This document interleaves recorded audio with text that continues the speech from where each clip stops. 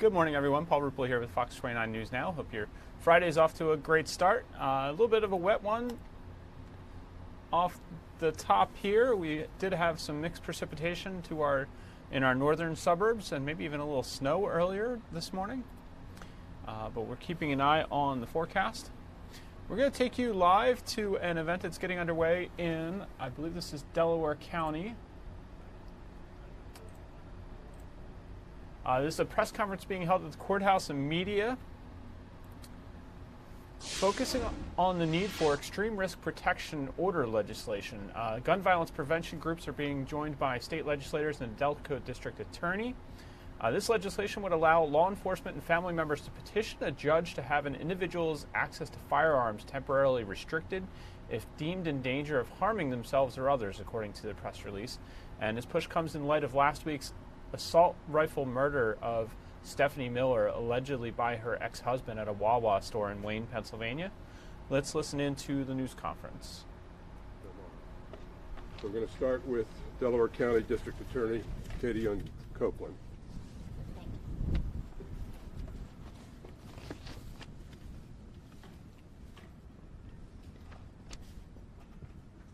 Good morning. This House bill and Senate bill pertaining to extreme risk protection orders is vital. This legislation would enable Pennsylvania to join the growing list of states that have the benefit of extreme risk protection orders. It is literally a life-saving policy that can help protect our communities from mass shootings, from firearm suicides, and other acts of gun violence. Let me describe for you what an extreme risk protection order can do. It provides a mechanism that is missing in our courts. It allows family members of a household or loved ones or law enforcement to request a court order to temporarily restrict an individual's access to firearms when they present a clear and convincing danger to themselves or others. All requests from an extreme risk protection order, also referred to as an ERPO, must be based on observations and safety concerns of either local police officers, family members, or other loved ones, all of whom are seeking the court's help with the goal of preventing tragedies.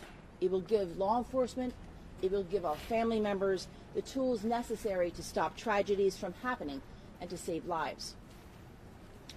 Gun violence in the United States has become a crisis, with 96 Americans dying every day from firearm-related incidents. In Pennsylvania alone, there are 1,500 firearm-related deaths per year, and tragically, 62% of Pennsylvanians' gun deaths are suicides. Allowing law enforcement and loved ones to petition the courts for temporary removal of firearms in dangerous situations will literally prevent gun deaths. These orders will allow the court to take immediate precautions, and that is a missing aspect of what we don't have here today in the absence of a PFA. It would allow the courts to take precautions necessary to prevent the subject of the order from doing harm when provided with that necessary evidence. It will help us save lives. We encourage our state legislatures, our state representatives, to stand behind this bill. We here in the southeastern district of Pennsylvania, southeast Pennsylvania, are lucky to have legislators such as those who are standing behind me and many others who support bills such as this.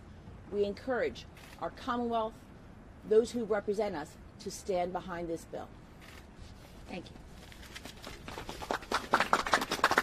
Thank you, District Attorney. I'm now going to introduce Jessica Frankel, who's co-chair of Delaware County United for Sensible Gun Policy. As Brian just said, I'm Jessica Frankel. Also here is my co-chair, John Linder. We are Delco United for Sensible Gun Policy. Last week, Stephanie Miller's family and friends became part of the club that nobody wants to join. The group of thousands of Pennsylvanians who have lost a loved one to gun violence each year. The tragic loss of life that occurred inside the Wawa in Radnor Township last week, unfortunately, is not an isolated incident. With nearly 1,500 firearm deaths in PA each year, the ripple effects of gun violence are consistently reverberating through our communities, leaving behind children, parents, classmates, colleagues, and friends who are wrestling with the trauma that continues long after the cameras and news crews leave. Stephanie's killer was able to walk into a gun shop and buy his AR-15 legally, with nothing and no one stopping him. This abomination does not, I repeat, it does not need to be our everyday reality in Pennsylvania. More than a dozen states across the country have passed some form of extreme risk protection order legislation. When Connecticut began to strictly enforce their ERPO law, they saw a 14% reduction in firearm suicides over a 10-year period. The era of inaction is over. If we continue to close our eyes to the issue of gun violence in our communities, we will wake up tomorrow and realize that we have left our children grappling with the devastating effects of gun violence. Now is the time that we ask all of our legislators to stand up with the majority of Pennsylvanians calling for sensible gun laws. Thank you. Thank you, Jess. I'd like to ask Senator Tom Killian to speak briefly. Pardon me, State Representative Todd Stevens. All right. Well, thank you so much for the opportunity to be here, and thank you, Senator Killian, for joining us and for allowing me to go first. I was just joking. It doesn't happen often where a senator allows a representative to speak beforehand, so I'm going to jump at this opportunity. As a former federal firearms prosecutor, now serving in the Pennsylvania House of Representatives, I spend a lot of time focusing on how to better protect victims of crimes in Pennsylvania and how to avoid and stop the senseless violence, particularly gun violence, that we see not only in Pennsylvania but all across America. As you've heard, there are policies that are working in other states. There are policies that we can adopt here in Pennsylvania to reduce gun violence. And we are moving. We're taking action in Harrisburg. Last session, with Senator Killian's leadership, we enacted important policy changes and greater protections in the protection from abuse world. You're no longer able to keep, abusers are no longer able to keep their guns for 60 days. And they're certainly not able to hand them over to a friend for safekeeping anymore. And again, that's in large measure due to Senator Killian's efforts last session. Last session, I introduced a bill to create extreme risk protection orders in Pennsylvania. That bill did get voted out of the House Judiciary Committee, and I have reintroduced it this year. It's House Bill 1075. You know, following the tragedy in Parkland, Florida, where so many red flags or indicators of potential violence were missed, states all across America began adopting these extreme risk protection orders. Prior to Parkland, 5 states had extreme risk protection orders. Since then, at least 8 more have adopted them. These are orders that allow a judge to disarm someone temporarily where the evidence shows they are a danger to themselves or others. That's the type of tool that we need here in Pennsylvania as well. It's time to enact them here in Pennsylvania. I know that Senator Killian has introduced the companion bill over in the Senate. The two of us will be working together to get one of those bills to the governor's desk this session. We're going to be working in earnest to make sure that happens here so that we can start saving lives just like the other states in America that have adopted these policies are doing today. So thank you all for being here, and thank you for your support of extreme risk protection orders in Pennsylvania.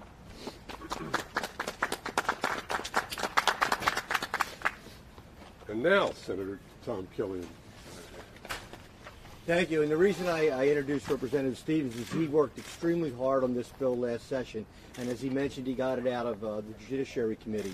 While I was working last session on my bill in the Senate, which we got out surprisingly 49-0, a gun bill out of the Pennsylvania Senate, 49-0, dealing with protection for abuse orders and taking those weapons away from those abusers. I am looking forward to working with Representative Stevens and all my colleagues. I have introduced Senate Bill 90, which is the ERPO bill in the Senate. We are going to use the same model we did last session with all these wonderful advocates that work so hard in the Capitol to get folks to join our effort in getting these bills across the finish line. Currently, Senate Bill 90 has 14 co-sponsors. We're going to need more. I know the folks behind me are going to help me get them. And just like we did last session with the PFA bill, we're going to get that ERPO bill on the governor's desk, put into law, and save lives. Thank you. Thank you, and we love the enthusiasm. And now this is Shira Goodman, Executive Director of Ceasefire PA. Thank you, Brian. Heeding God's Call at Delco United. I see folks, our friends from Moms Demand Action for Gun Sense in America, the Radnor Gun Sense group are here.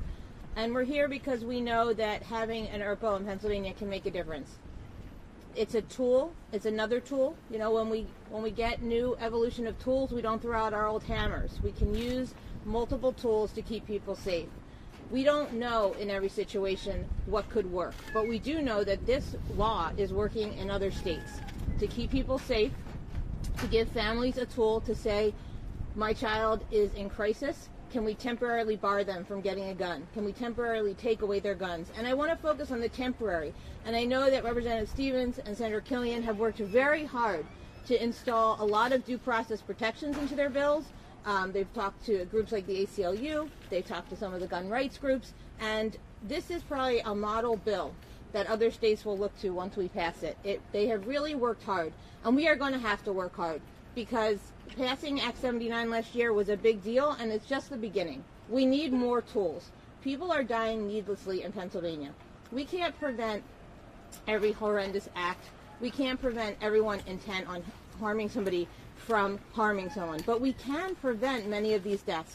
Many of the suicides are preventable. Many of these domestic violence homicides are preventable. Many of these mass shootings are preventable because families know first when something is wrong, when something is going on with a loved one. And if we give them a tool that doesn't require them to send them to a mental institution involuntarily for several days, a tool that doesn't require them to get a protection from abuse order, but does say this person can stay in our community, can keep going to school, can keep going to work, can live at home with us while we get help, but just keep them away from guns for a short time. Let's keep them safer. This is a tool families need and deserve.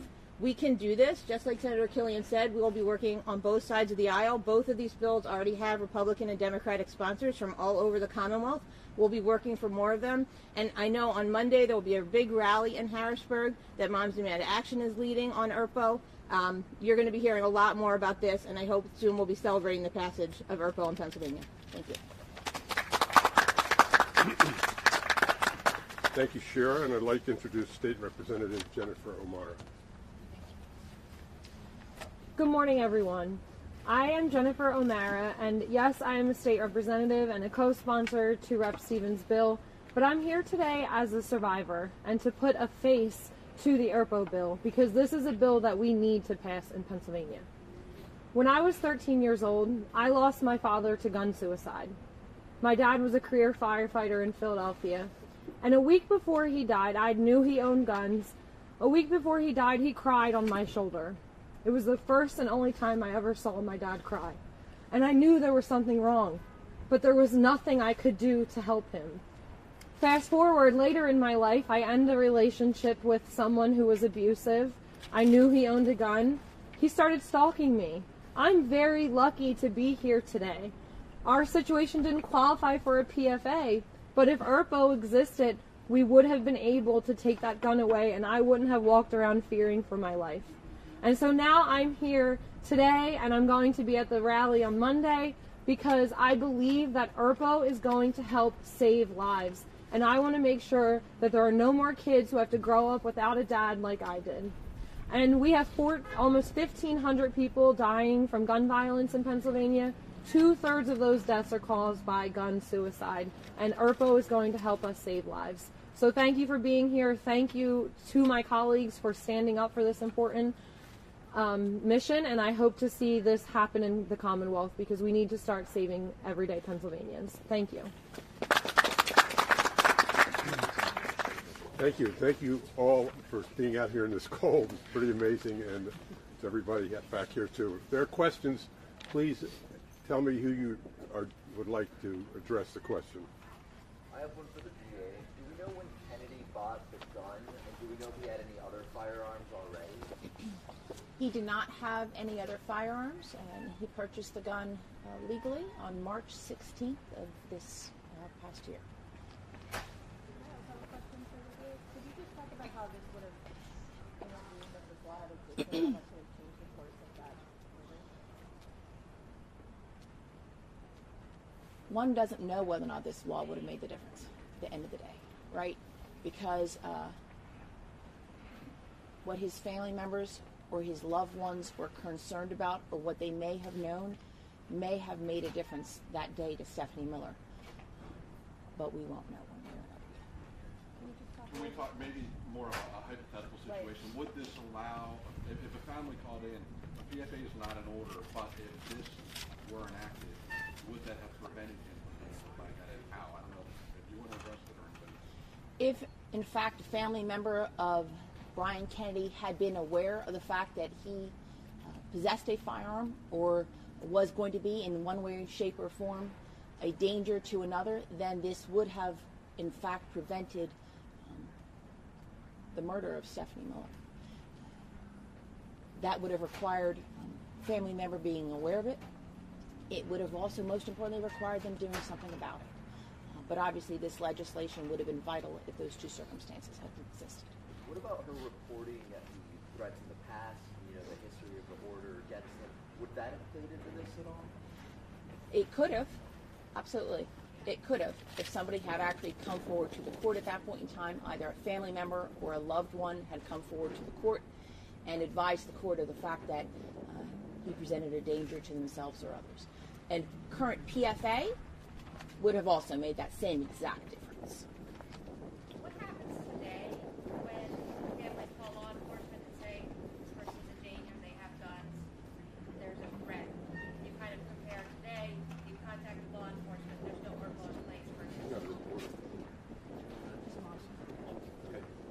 So, and I'll certainly defer to District Attorney Copeland on this, but right now, that's one of the challenges. The people who are in crisis, their family members really only have one option, and that's an involuntary commitment. And Shira mentioned it. The involuntary commitment process works in a lot of instances, but it's pretty severe. You're taken away from your home, your family, your job, your friends, to a hospital or mental institution for days for an evaluation and review, and then you lose your guns for life.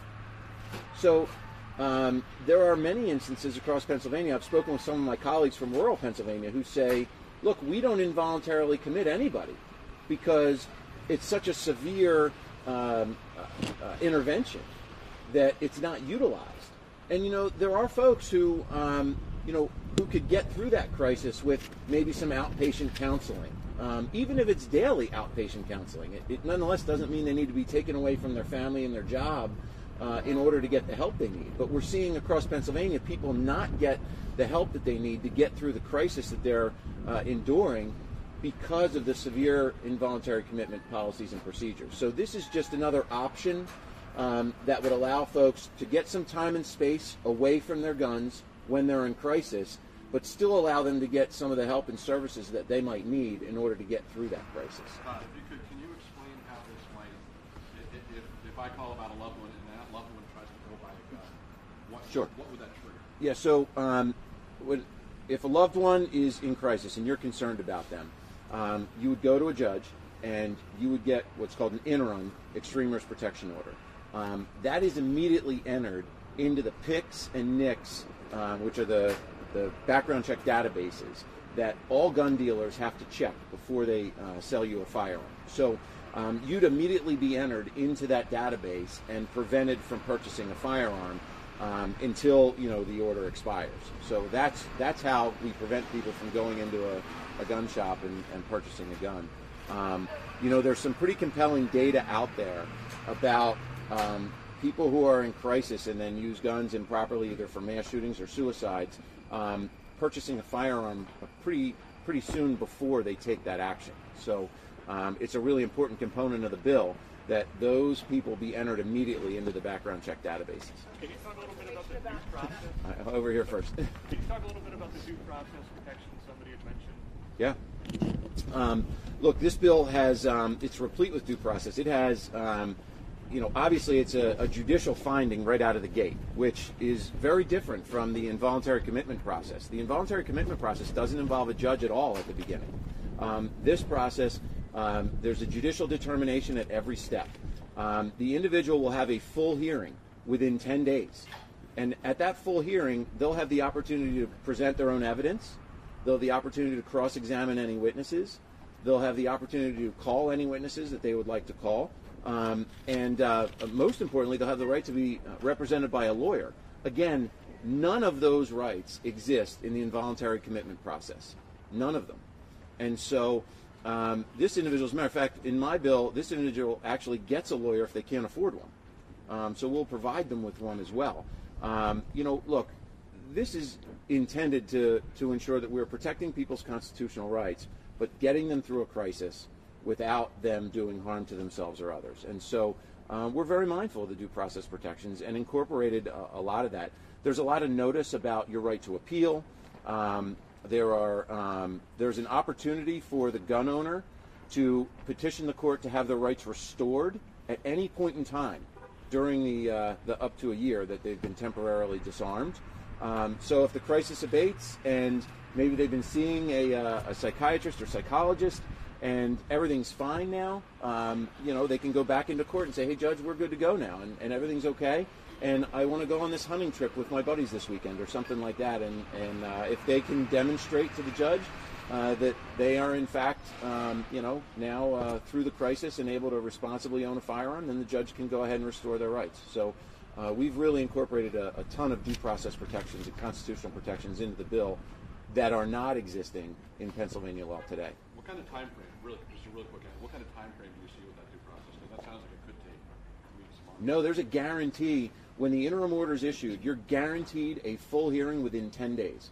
Has to happen within 10 days. The only person who can continue it is the gun owner. On the back end, do you have to get the judge to say, okay, you can have your guns back? No. Does it expire after a period? The judge will determine the expiration date. Okay. It can be renewed by a family member or loved one if, as you're approaching that expiration date, they feel that the individual is still in crisis and unable to safely possess a firearm, then the loved one can go back into court, but they're going to have to prove again through that due process hearing that I mentioned earlier that crisis still exists. Let's go over here. Yeah, so I have a question. So if the individual who is reported, right, they already have guns in their possession, yep. How would they get removed? When they're served with the order, the law enforcement officer that serves them with that order will ask them to surrender their firearms at that point in time. And so that's how they'll be disarmed at that point. And also, as I mentioned, their names will go into that national and Pennsylvania-based database to ensure that they can't go and purchase any additional firearms. So, look, that's going to be a case-by-case analysis by the police. If the police have, probable cause to believe that there are additional firearms somewhere, then, they'll have to take whatever are the appropriate steps to go ahead and obtain those other firearms.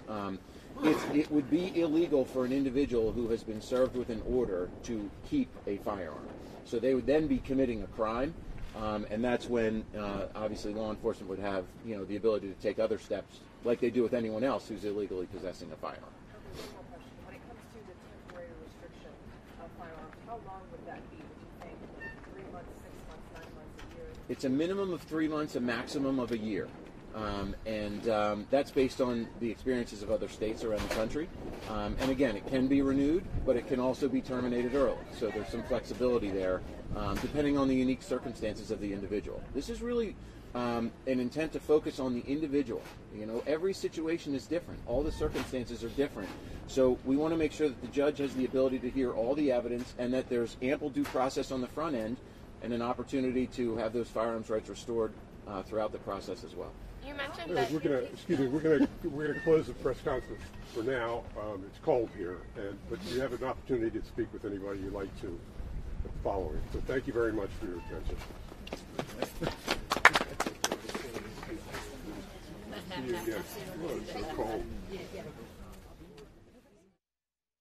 Again, you've been watching a news conference in Delaware County, Pennsylvania. It looks like our shot just dropped.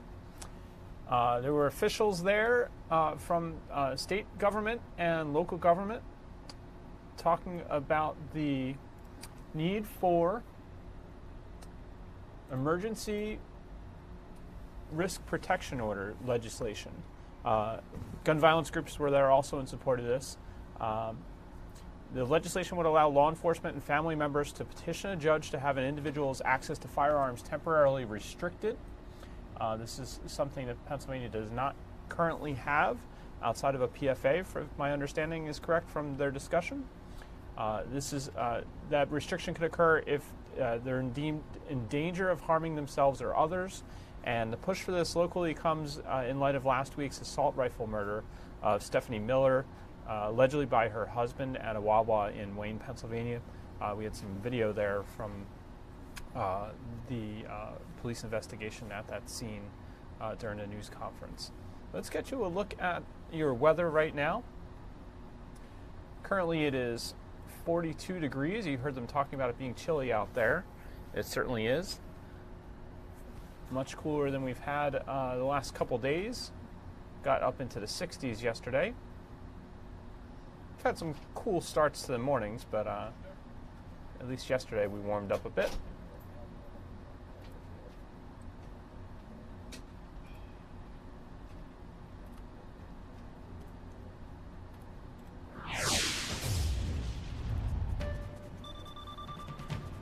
Here comes your look at ultimate Doppler radar.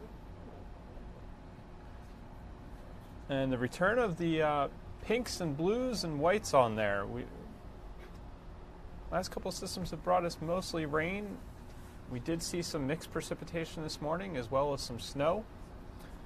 Hoping this is one of our last batches of this stuff. Here's a closer look at ultimate Doppler over the last 3 hours.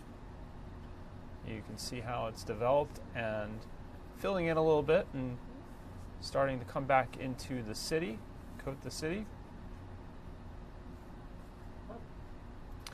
Your current temperatures, as we discussed, 42 in Philadelphia, 40s mostly to the east and west and south. Up to our north, at some spots in the 30s, Reading 39, Pottstown 38, and Mount Pocono as cool as 28. On the northeast, hotspot is Clarksburg, West Virginia at 57. Burlington, Vermont, just above or just at the freezing point, 32.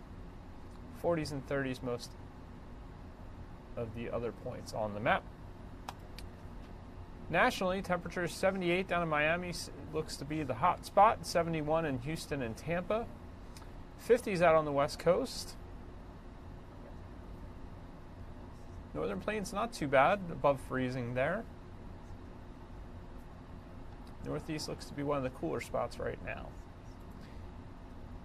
As mentioned, it's much cooler this morning than it was at this time yesterday. 13 degrees cooler in Philadelphia this hour. As much as 14 degrees cooler in Dover and Reading. We do have some wind to talk about. 20 mile per hour sustained winds in Dover, 17 in Wildwood. It's only 12 in Philadelphia. We are seeing some gusts down the shore to 23 in Wildwood, 26 in Atlantic City, and 18 in Toms River.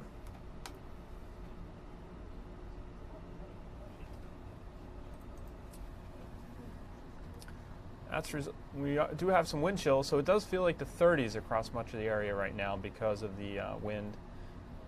As you saw those folks standing outside and getting quite cold at that news conference.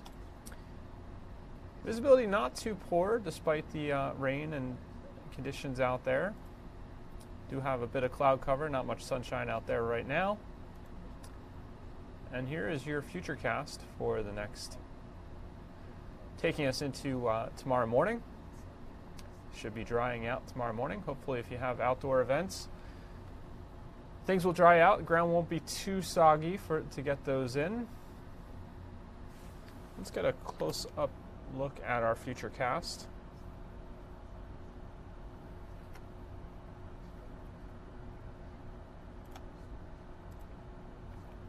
So there we see the rain spreading over the area still, much throughout the day, the rest of the day Friday, into the overnight, but then Saturday morning will be drying out.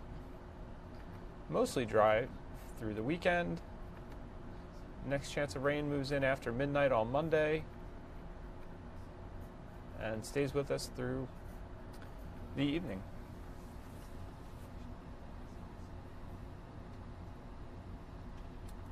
So here's your 7-day forecast from the Fox 29 Weather Authority. Rainy and cooler, 48.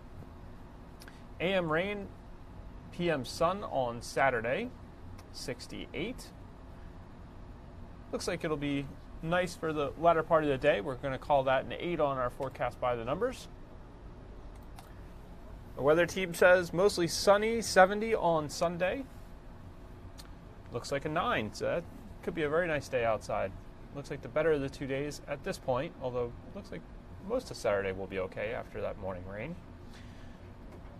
Monday, showers and a storm, 73. Showers to sun Tuesday, 70. Sunny and cooler, 59 on Wednesday. And mostly sunny Thursday, 63. So hopefully they'll be able to get the Phillies game in tonight.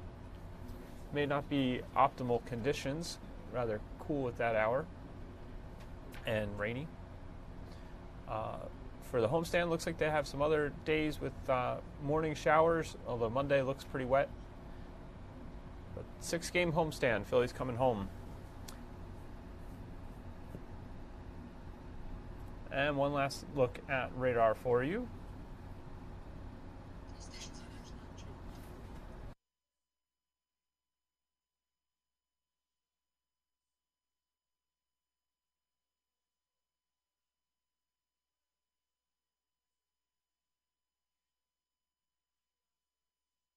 All right, and don't forget to download the Fox 29 Weather Authority app. That is the easiest way to get our forecasts every day. As soon as we post the videos, you can get the conditions up to the minute, current radar, as well as futurecast.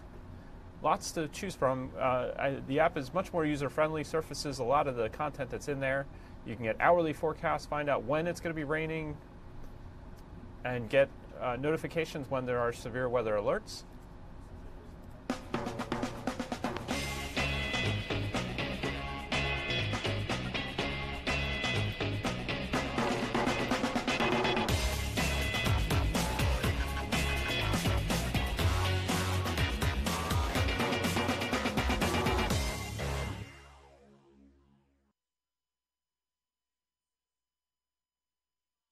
And there's a look outside our studios at 4th and Market. You're looking east on Market Street. Benjamin Franklin Bridge in the background. Alrighty, let's get you to some local news first. Have some updates on a story that we were following at the end of Good Day.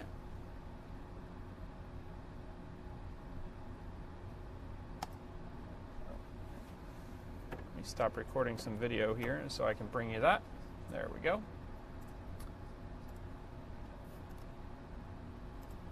A lockdown's been lifted at J. Hampton Moore School after a weapon report there this morning in the School District of Philadelphia. Here's some video of police at the scene. Officers originally responded to the school after receiving reports that a student had entered the building armed with a gun. The school grades kindergarten to 5th is located at 6900 on the 6900 block of Somerdale Avenue in Northeast Philadelphia. The lockdown was placed at 8:40 and lifted about an hour later. We did just in our email get a report that this was a confirmation that this was a toy gun that was found at the school. So glad everyone is safe there.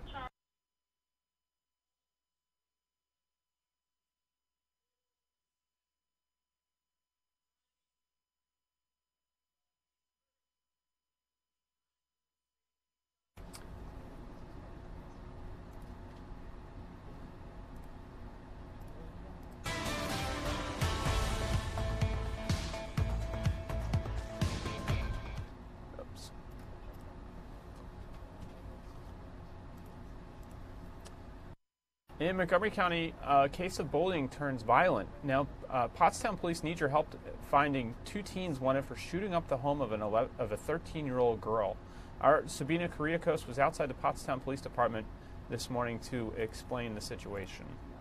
This little girl says she's actually been getting death threats all year. She says the school district was aware along with other adults, but all of this now culminating with her home being shot up allegedly by two young men. So let's go to their photos, because Pottstown police just released these two mugshots of these 19-year-olds now wanted for attempted murder. That's what they're going to be charged with. Their names are Mikhail Bevins and Anil Fountain. Police believe Bevins and Fountain fired into the 13-year-old's home as her family finished Sunday dinner last week and apparently left it looking like a war zone. The bullets went straight through the windows and lodged into some of those interior walls. The entire family was home at the time, and her family says it's a miracle that nobody was actually struck by any of the bullets.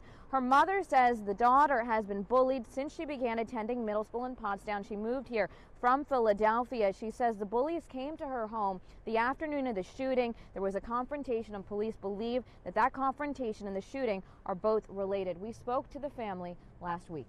It was like bow, bow, bow. I mean, glass was flying. I didn't even know what happened because my niece said, Marie, I turned this way and I started hearing broken glass. They started calling me all kinds of names, talking about when they see me that they was going to put me in a body bag. They said the only thing that saved our life was the fact that my house is built on a hill. They kept telling me in school and on Instagram that they was going to have me dead. You can hear that little girl there. She just sounds devastated and terrified. She says her bullies, as you heard, threatened to put her in a body bag. Police say they almost followed through. So again, you're looking at the mugshots of these two young men wanted in connection, Bevins and Fountain. Police say that if you see them, use caution and call 911. Now, again, the school district has said that they were aware of the bullying, that they tried to work with both sides. And this morning, we know that there is going to be additional security at that middle school. So school security along with police officers, because again, these suspects right now, they remain on the loose. Back to you.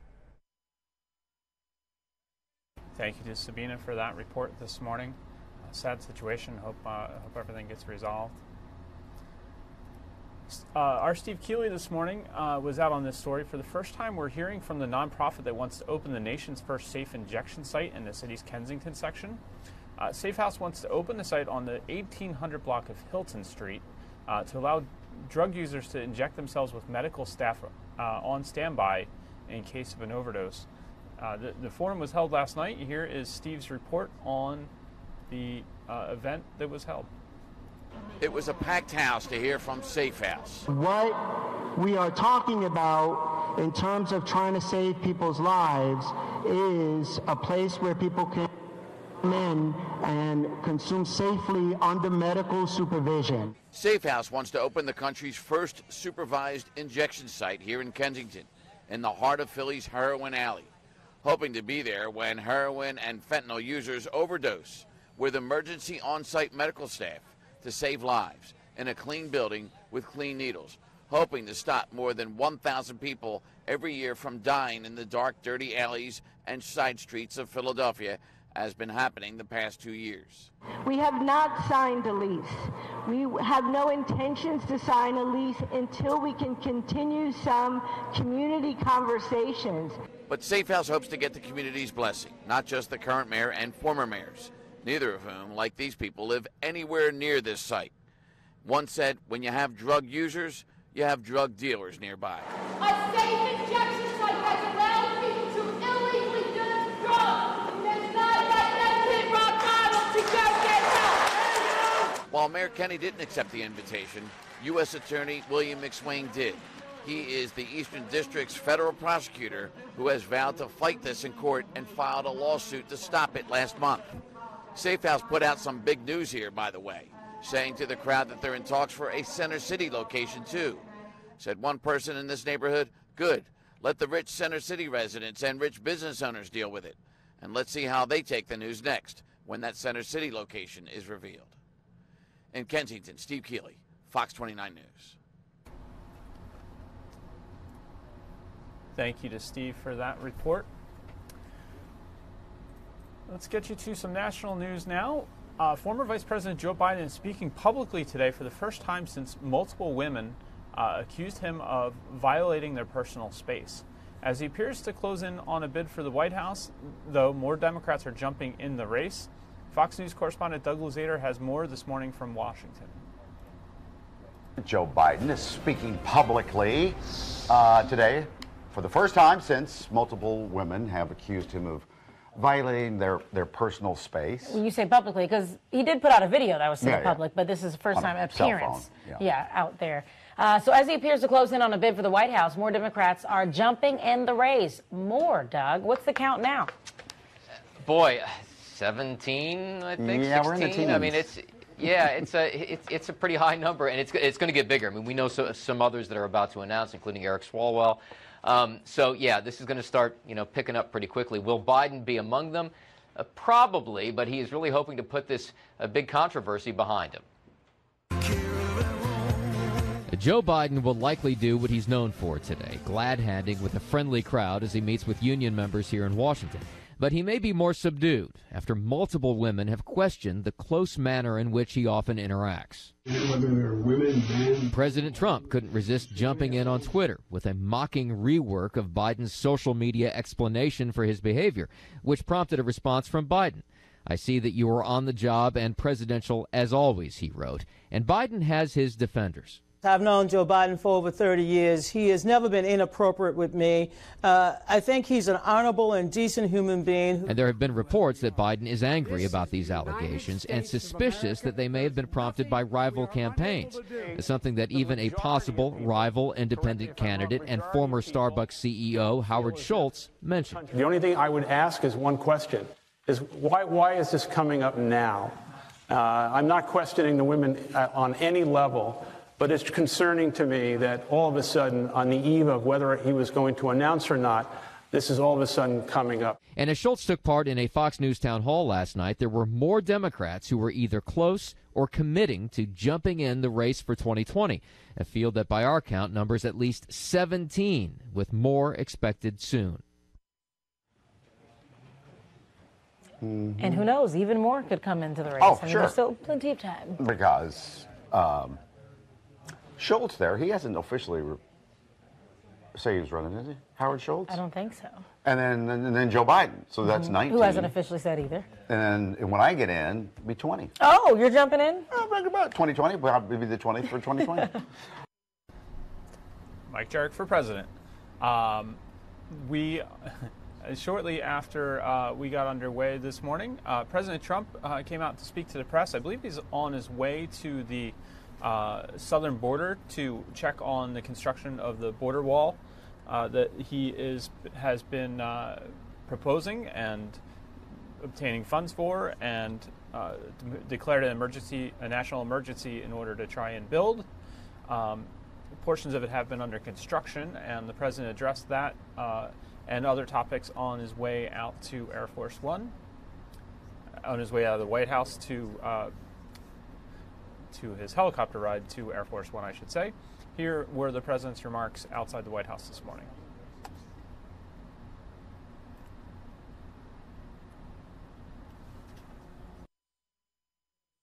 The economic numbers just came out. They're very, very good.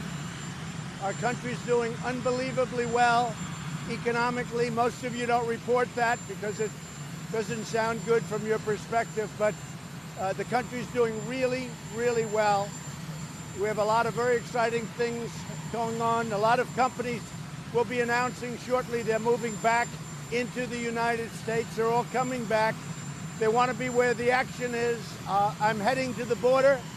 We're building a lot of wall. We're going to show you a section. And a lot of things are happening. A lot of very positive things are happening. What should the Fed do with interest rates? Well, I personally think the Fed should drop rates. I think they really slowed us down. There's no inflation. I would say in terms of quantitative tightening, it should actually now be quantitative easing. Very little, if any, inflation. And I think they should drop rates, and they should get rid of quantitative tightening. You would see a rocket ship. Despite that, we're doing very well. We're going in a little different direction. Ron's a good man, but we're going in a tougher direction. We want to go in a tougher direction. What exactly is offensive about Joe Biden's behavior, and are you the right messenger for that? Yeah, I think I'm a very good messenger, and people got a kick out of it. He's going through a situation. Let's see what happens, but people got a kick. We gotta sort of smile a little bit, right? No, I don't see Joe Biden as a threat. No, I don't see him as a threat. I think he's only a threat to himself. I just don't see him as a threat. He's been there a long time. His record's not good. He'd have to run on the Obama failed record. You look at what happened with so many different things. North Korea, the Middle East, the economy never got going. No, I don't think Joe's a threat. I'd love him to be. I mean, look, I'd be happy with any of them, to be honest.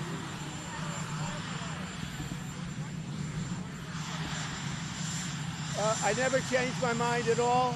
I may shut it down at some point, but I'd rather do tariffs. So Mexico, I have to say, has been very, very good. You know that over the last 4 days since I talked about shutting down the border. If they continue that, everything will be fine. If they don't, we're going to tariff their cars at 25% coming into the United States. So every time they make a car, it's a 25% tariff. That means we make money as opposed to lose money. We probably bring those car companies back into the United States. But if, on the other hand, it doesn't work, which it will, 100%, the tariffs will work just like they've worked with steel. Our steel industry is so hot right now because of what I did with tariffs. Same thing with aluminum. They'll work. But if it didn't work, I will close the border. I also am looking at an economic penalty for all of the drugs that are coming in through the southern border and killing our people.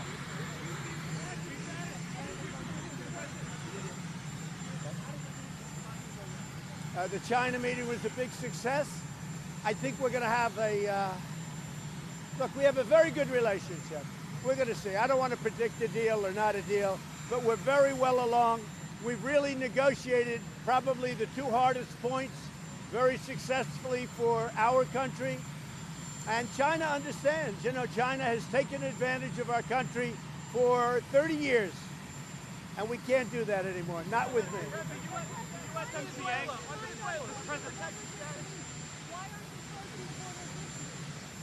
Because Mexico has been absolutely terrific for the last 4 days. They're apprehending everybody. Yesterday, they apprehended 1,400 people. The day before, it was 1,000. And if they apprehend people at their southern border, where they don't have to walk through, that's a big home run. We can handle it from there. It's really good. Now, Congress has to act. They have to get rid of catch and release, chain migration, visa lottery. They have to get rid of the whole asylum system because it doesn't work. And frankly, we should get rid of judges. You can't have a court case every time somebody steps their foot on our ground. So, very important that Congress acts. But Mexico, for the last 4 days, it's never happened like that in 35 years.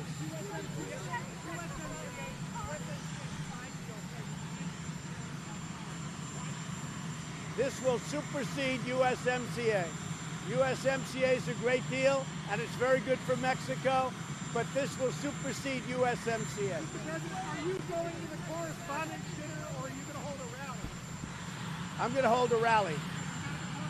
Yeah, because the dinner is so boring and so negative that we're going to hold a very positive rally. And we haven't determined. We have about 3 sites. Everybody wants it.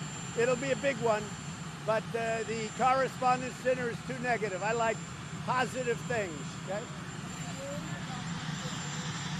No, they've already got it. He's old news. He lied numerous times during his last testimony. They've had that for many months.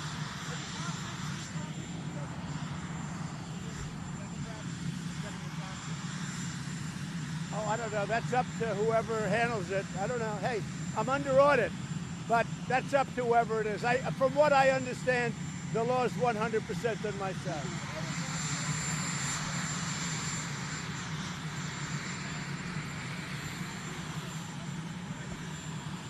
Venezuela is a mess. This is what socialism brings. You elect a socialist here, you'll have the same exact countries you have in Venezuela. Thank you.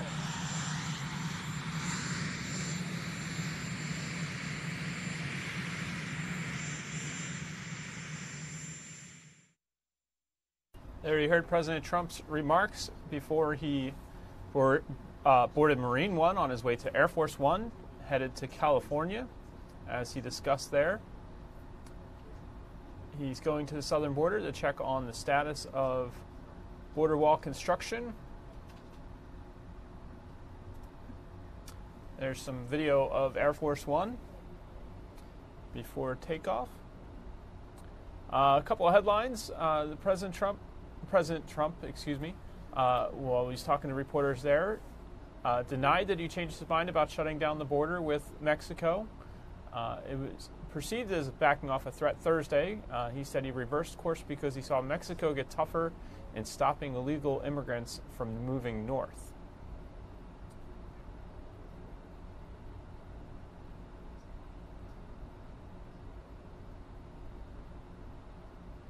The president also addressed questions about Democrats seeking his tax returns and other matters. You heard him address democratic socialism there at the end of his remarks. I'm seeing another feed into the station here where Bernie Sanders is speaking at the National Action Network. Let's take you out to listen to his remarks live right now.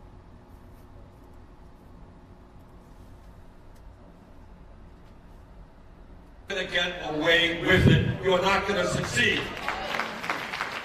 We believe in bringing the American people together, not dividing us up. We're here at a pivotal moment in the fight for racial justice, and as that struggle goes forward, there is good news and there is bad news. The very good news is that despite enormous opposition, we have made some real progress in recent years. 20 years ago, Val and I were sitting up here, and we said, you know what, this country is going to elect a black president of the United States. Very few people would have believed it. It happened. And Obama was re-elected in 2012. Today, after the 2018 election, the Congressional Black Caucus now has the largest number of members in its entire history. No small thing. And in that last election, we saw great campaigns run for governor by Stacey Abrams, Andrew Gillum, and Ben Jealous. Great campaigns. They lost. But Mandela Barnes and Garland Gilchrist became the first elected black lieutenant governors in Wisconsin and Michigan. Real progress.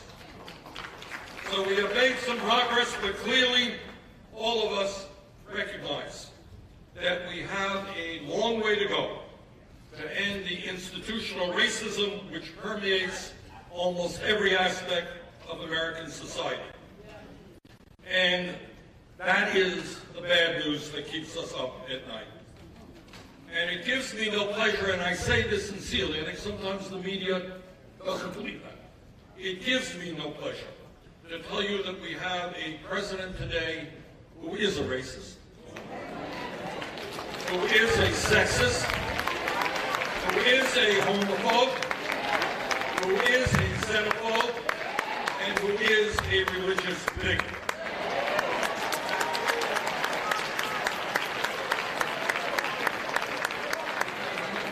I wish I did not have to say that, but that is the damn truth that we got to say.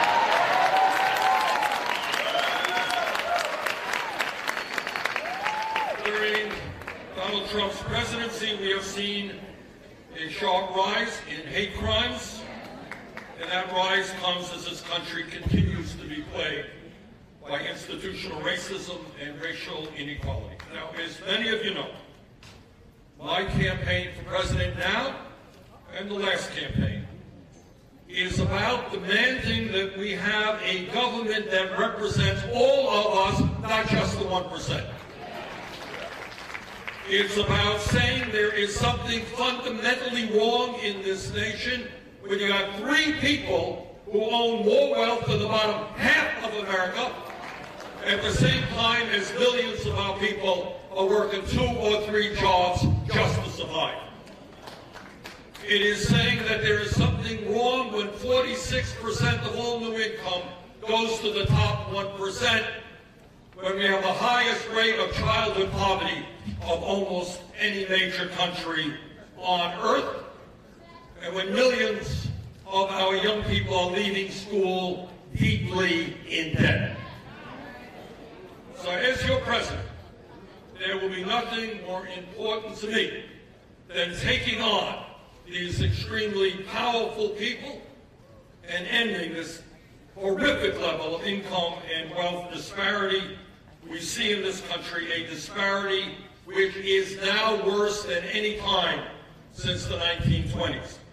But this is what we also know, maybe the most important point that I want to make this morning, that we must take on the disparity within the disparity, the racial disparities which exist in this country, which is also growing wider and wider.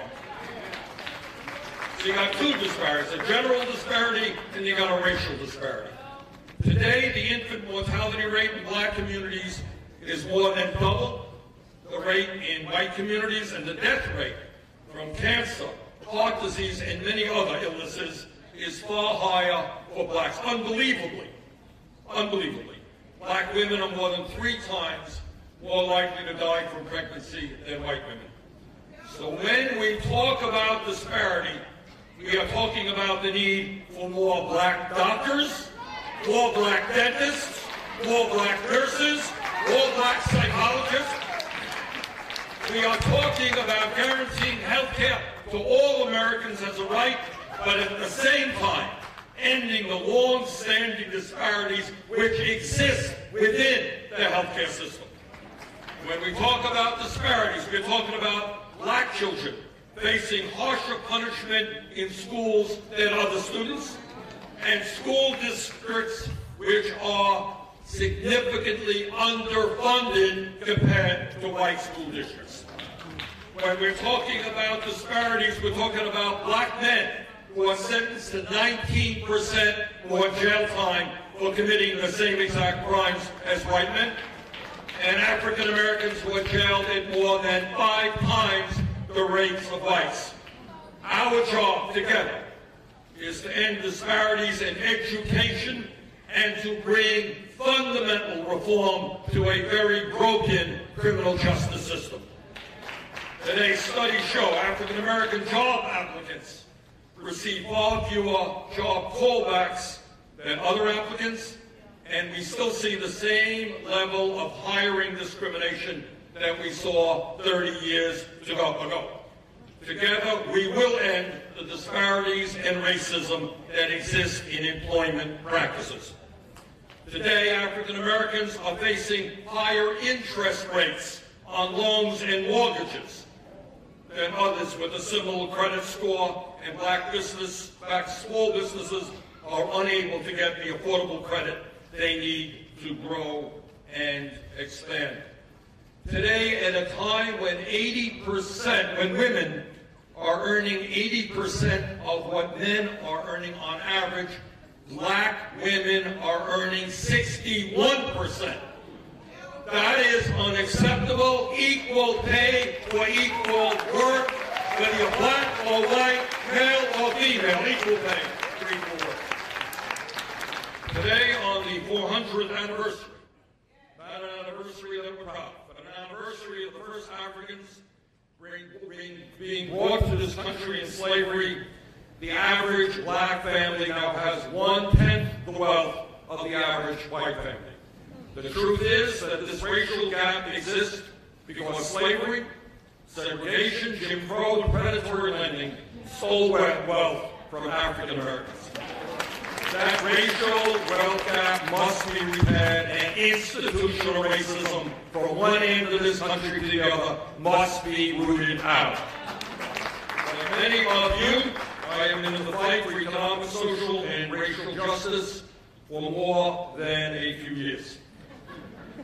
Just a few. And and I don't want to criticize those who are younger. As this presidential campaign unfolds, and I know that we're hearing from some terrific candidates, many of them are personal friends of mine, but I want to just say a word about some of the differences, just a few, between Donald Trump and myself. I know we're going to have to dig deep, but we'll find you.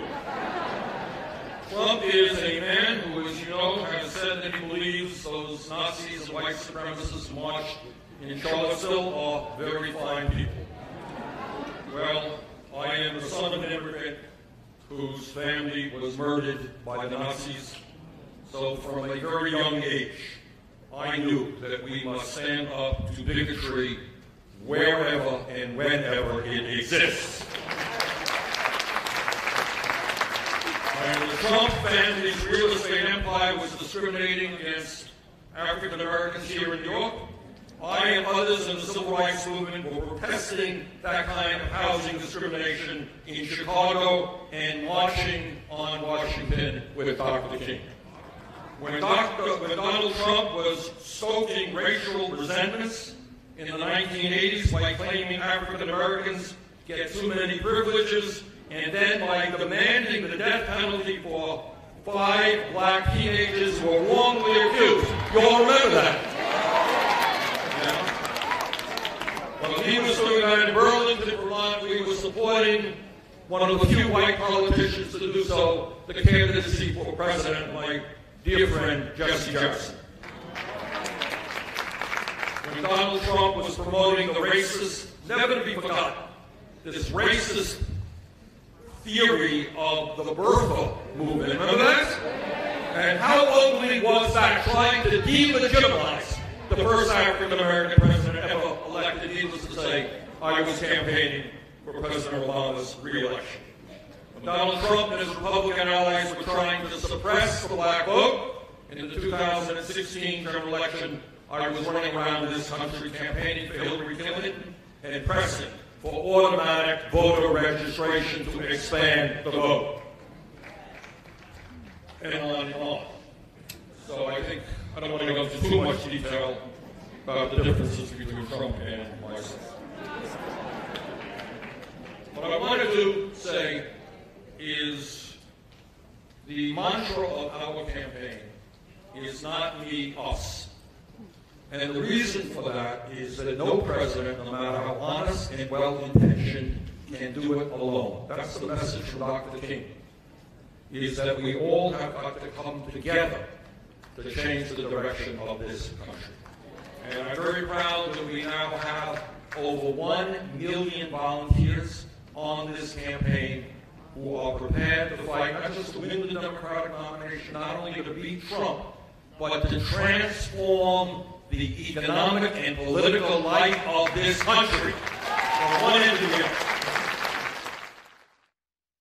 You've been watching Senator Bernie Sanders, Democratic president, or independent. He has been in the past, but I believe he's a Democratic candidate this time around for president. Speaking at the National Action Network. We're going to step away to bring you some more news. Currently, the stock market is pretty close to even, only 32 points up, about a little over 1/10 of a percentage point. Dow Jones Industrial Average at 26,416.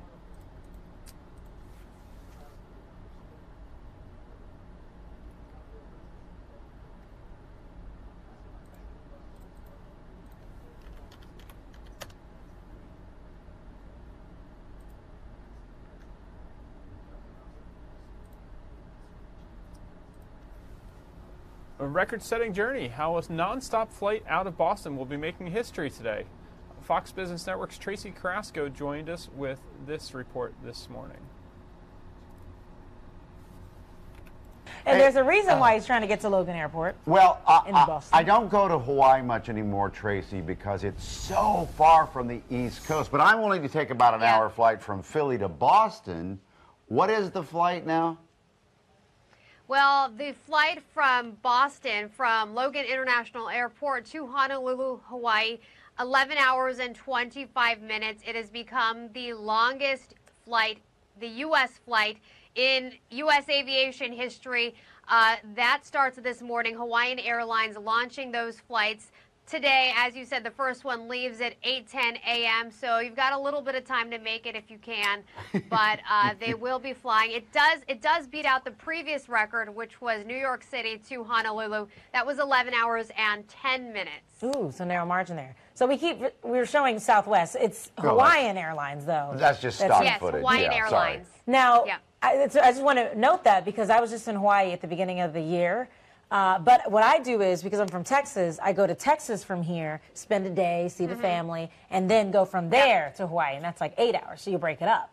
Yeah. That's the way to do it. Break it up. Have a little bit of time in between. But if you're trying to get there, I prefer not to have a layover. Because I had to have one, Really? I did it that way. Yeah, I'd rather a straight shot, watch some movies, get some sleep, just get me there. I will gut out the trip from Philly to Logan, which is about an hour flight, I would think. Philly, well, an hour and a half from Philly to Boston. And then ride it out all the way to Honolulu. Because with layovers, you never know. What if there's a delay? What if you miss your flight? Like, it's just too much. What if your luggage doesn't make it? I just prefer to get there. But Hawaiian, they have turquoise seats. Yeah. That's pretty cool. And they give you, like, guava juice instead of the typical juice when they'd have their service. Oh, yeah. Isn't Hawaiian the one with the big pink orchid on the plane's fuselage or something? Yeah. This might not It's be like an turquoise and pink. Is there other colors? Poor Tracy. We're just going on and on. Well, it was nice, and they play like the music when you go on, Hawaiian music. That's true, yeah. So at least it'll be a fun Now flight. you make me want to go on a vacation. That's it. Oh, we all are ready. There it is. Oh, well, it's on her. It's in her hair. The flower. It's in her hair. Okay, and I see purple on the tail. Well, the flight that I was on had turquoise seats, so I don't see turquoise on the outside there. Pretty sure it was Hawaiian. I always thought it just had a big pink flower on the tail. Anyway, I haven't been to Hawaii in a while. Tracy, you ever been to Hawaii? I bet you have. I have. I was actually born in Honolulu. Well, look at Believe this. it or not. Oh, yeah. Yes. So when are you going back? You know, I'm not sure. What is that big red it's been thing a behind you, while. by the way? With that big red square? Is that just a new monitor you put in? It's a monitor. We've kind of rotated our shot here a little bit. Oh, So that's always it's fun. one of the monitors in the newsroom is that way. Yeah, big weekend for Tracy. They're rotating the shot and putting in monitors and stuff. Hey, have a great weekend. We'll see you Monday. Thanks, see you Monday. All right. Thanks, Tracy. Tracy Carrasco from Fox Business telling us a little bit about that new flight that's available. All right, let's get to another story from Good Day Philadelphia this morning. Family sharing their story. A Delaware County dad posts video of his daughter running from a man attempting to lure her into his car. Days later, that suspect is behind bars, and it turns out it's not the first time he's done this to the same family. This morning, the father and daughter joined us with their message about preventing crimes like this one before it's too late. This is they spoke with our Mike Jarek and Alex Holly on Good Day Philadelphia this morning. Interesting case we've been following for quite a while now. Home security footage captures the attempted luring of a teenage girl in Ridley Township. Yeah, we've been kind of following it for, well, at least this week for sure. So the 17-year-old was standing outside of her home waiting to get ice cream when a man driving a gold car approached her. As the car came closer, she recognized him from an incident 2 years ago involving her twin sister. Ridley Township police have charged 64-year-old David Fetter with luring and other related offenses. He is in jail awaiting a hearing. The Moss family is with us right now. Dad Bill and Mom Tina and Juliana is here as well. Where do you go to school? Ridley High School. Oh, Ridley High School. Oh, well, good to have you here. This is, well, first of all, as we just mentioned there, you have a twin, right? And what's her name? Brianna. Brianna. She's probably watching this morning. Same guy did the same thing to your twin sister 2 years ago? 2 years. 3 years now. No, I'll be 2017. Were you there with your twin sister when it happened? No. Okay, but she told you about it and described him? Yeah. Was it? So she was going to the store. She went to the store down the street. Yeah. Got eggs and was coming home, and the guy asked her, "Hey, come over to the car." She thought it was like one of the neighbors. Yeah. Because we live in a neighborhood where there's a bunch of old people, and he says, well, let me see your feet. And he started to ask her about her feet and just weird questions about herself. And she took off running, comes home, Dad, somebody did it. So I run out the house looking for the guy. Nowhere to be found. But he was apprehended. Yeah, well, 2 years ago. The store where she went had video surveillance of his car, and that's how they caught him the first time. Is it the same car? Same guy, same car. So what was going through your mind, Juliana? What were you outside? Just I was waiting for the ice cream truck. Waiting for the ice cream truck? Yeah, I mean, I saw him. He looked familiar, so as soon as he started coming up the street, I made headway to my house. You recognized the car? Yeah. So undoubtedly, I mean, 2 years ago, he eventually got out, and now he's back in the same car, going after the same family. Does he live in the area? He used to live in the area, then he moved another town over.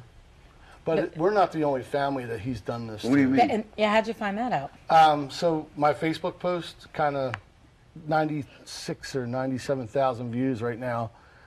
People have been contacting me and doing the message thing and sending me messages. Hey, this happened to me 10 years ago. He was arrested. He was put on Megan's list, and somehow he got off of Megan's list. And other ladies, my 10-year-old daughter's run from this car several times in our neighborhood. So what are the police saying then? The police are asking everybody to come forward. Yeah. Ridley Township Police have done a wonderful job. Good. And they continue to do a wonderful job.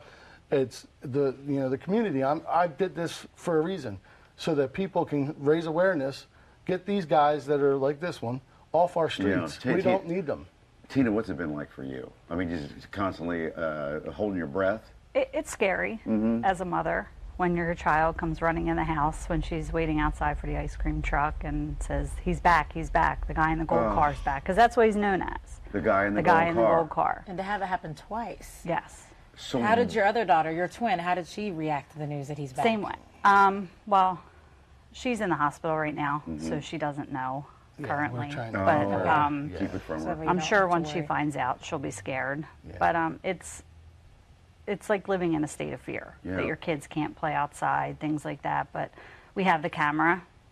By the way, thank goodness you do. Yeah. That's a real clear camera. Yeah. How long you had it? So I guess about 7 months, something like that. About 7 months. Boy, it came in handy, didn't it? Yeah. We put it on really because we have a park behind our home. So the reason we bought our house is it's a small community, and there's a park and a baseball field. So our kids would have somewhere to play no matter what. Boy, girl, whatever. So I decided we have a pool in the backyard. We need to have a camera on the back of the house and the front of the house to make sure the kids, we know when they're coming home. We know when they don't warm the car up in the morning. That was a dad moment. Yeah, so we definitely keep an eye all the time when it's a live shot on my phone. Yeah, so I'm glad you brought all this up, because we always say, I see something, say something. You not only saw something and said something, you videotaped it. Yes. And so the community can know how prevalent it is. Yeah, that's my main thing, is I want to make sure that everyone in the community knows, hey, if something's going on, make sure you speak up. Right. Like, don't be afraid to come out and say, hey, this person's doing this, because we need to make sure that these kids are okay. And right now on the screen, we have a safety plan. This is from the National Center for Missing and Exploited Children. They say it's good to point out places to go for help, stay with a group, and then warn about accepting rides and teach tricks that would-be abductors use, and then don't change plans without permission. So this is an important message you should tell your kids for situations like this. Did you ever get the ice cream? No. Well, there'll always be another day for us. The truck will be by. Thank you all for saying something. Problem. Appreciate it. We'll be right back. All right. Scary situation there. Glad police were able to use the information provided by the family, the video, and make an arrest there.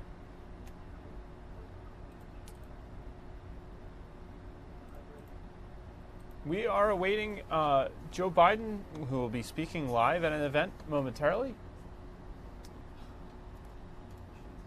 This will be at the International... Let me get that information for you again. International Brotherhood of Electrical Workers Construction and Maintenance Conference. So he's expected to speak soon. In fact, he was supposed to start at 11:15. Let's listen in and see if they are ready to go here.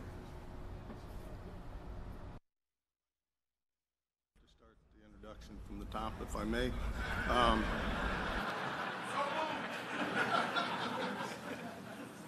Let me just tell you, as you know, anytime you're getting any speaker of vice president stature, it sometimes is a little challenging in the timing and how things work, and you always got to be flexible and understand, you know, they're trying to get through traffic. Anybody from D.C. area, you know what traffic's about, right? We have a video we can run if you want to give yourself a break, unless you just want to talk into it. We're gonna run a short video.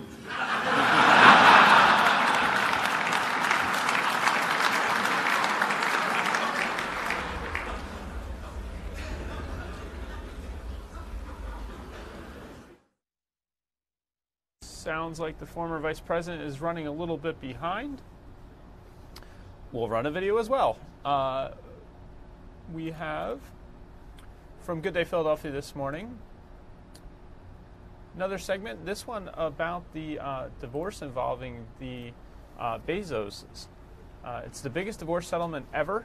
A look at just how much Jeff Bezos' ex-wife Mackenzie is walking away with, and where she now falls on the list of the richest women in the world.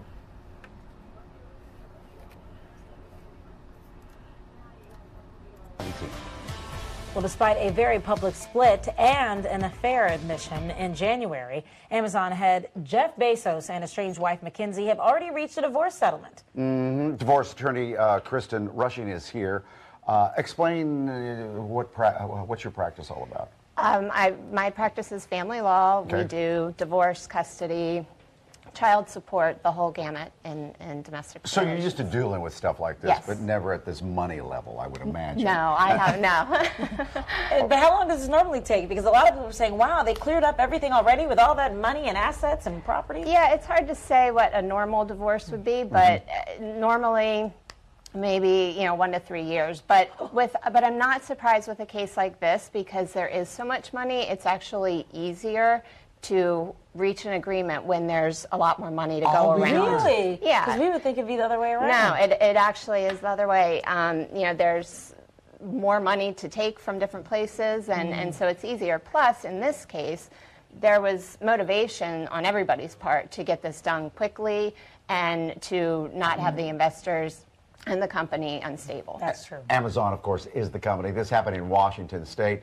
Some states, you split the assets right down the middle. What did she get?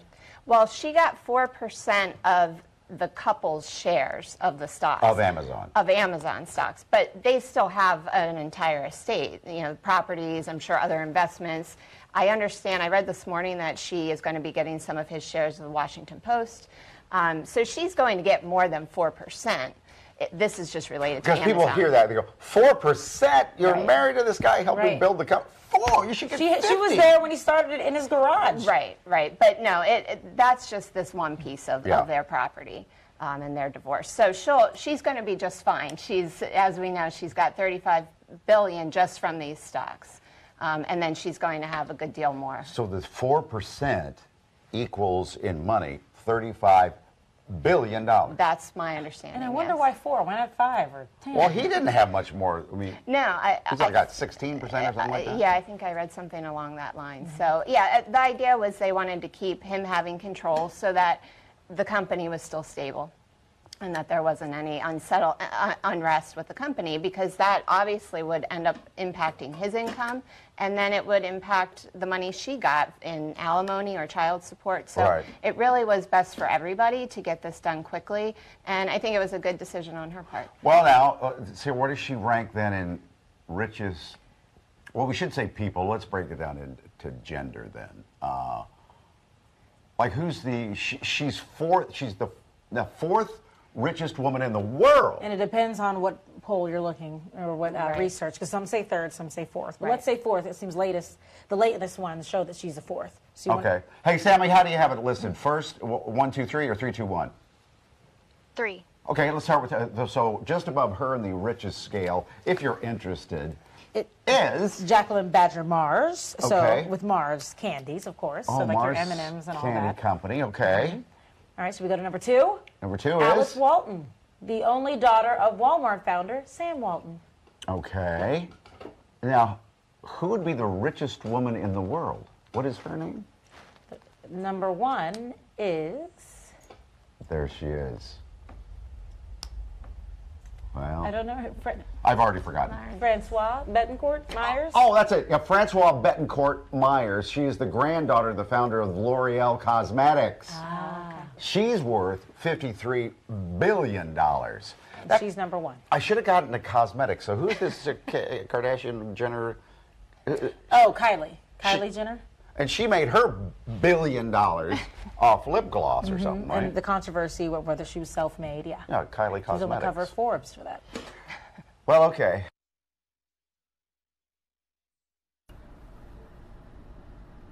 That was the conversation from Good Day about the Bezos divorce. You're looking currently at ultimate Doppler radar. You see the rain that is over much of our area right now, and even some mixed precipitation up to the north. Above Allentown, mostly at this hour, it looks like. We're continuing to watch the weather. We're also going to take you in a few moments to Joe Biden, former vice president, is expected to speak at a union event. First time speaking publicly to a crowd since some of the women accusers have stepped forward to talk about them him making them uncomfortable. We expect he will address that during this speech. In addition to the Twitter video that he posted yesterday, we'll get you out there in a few moments.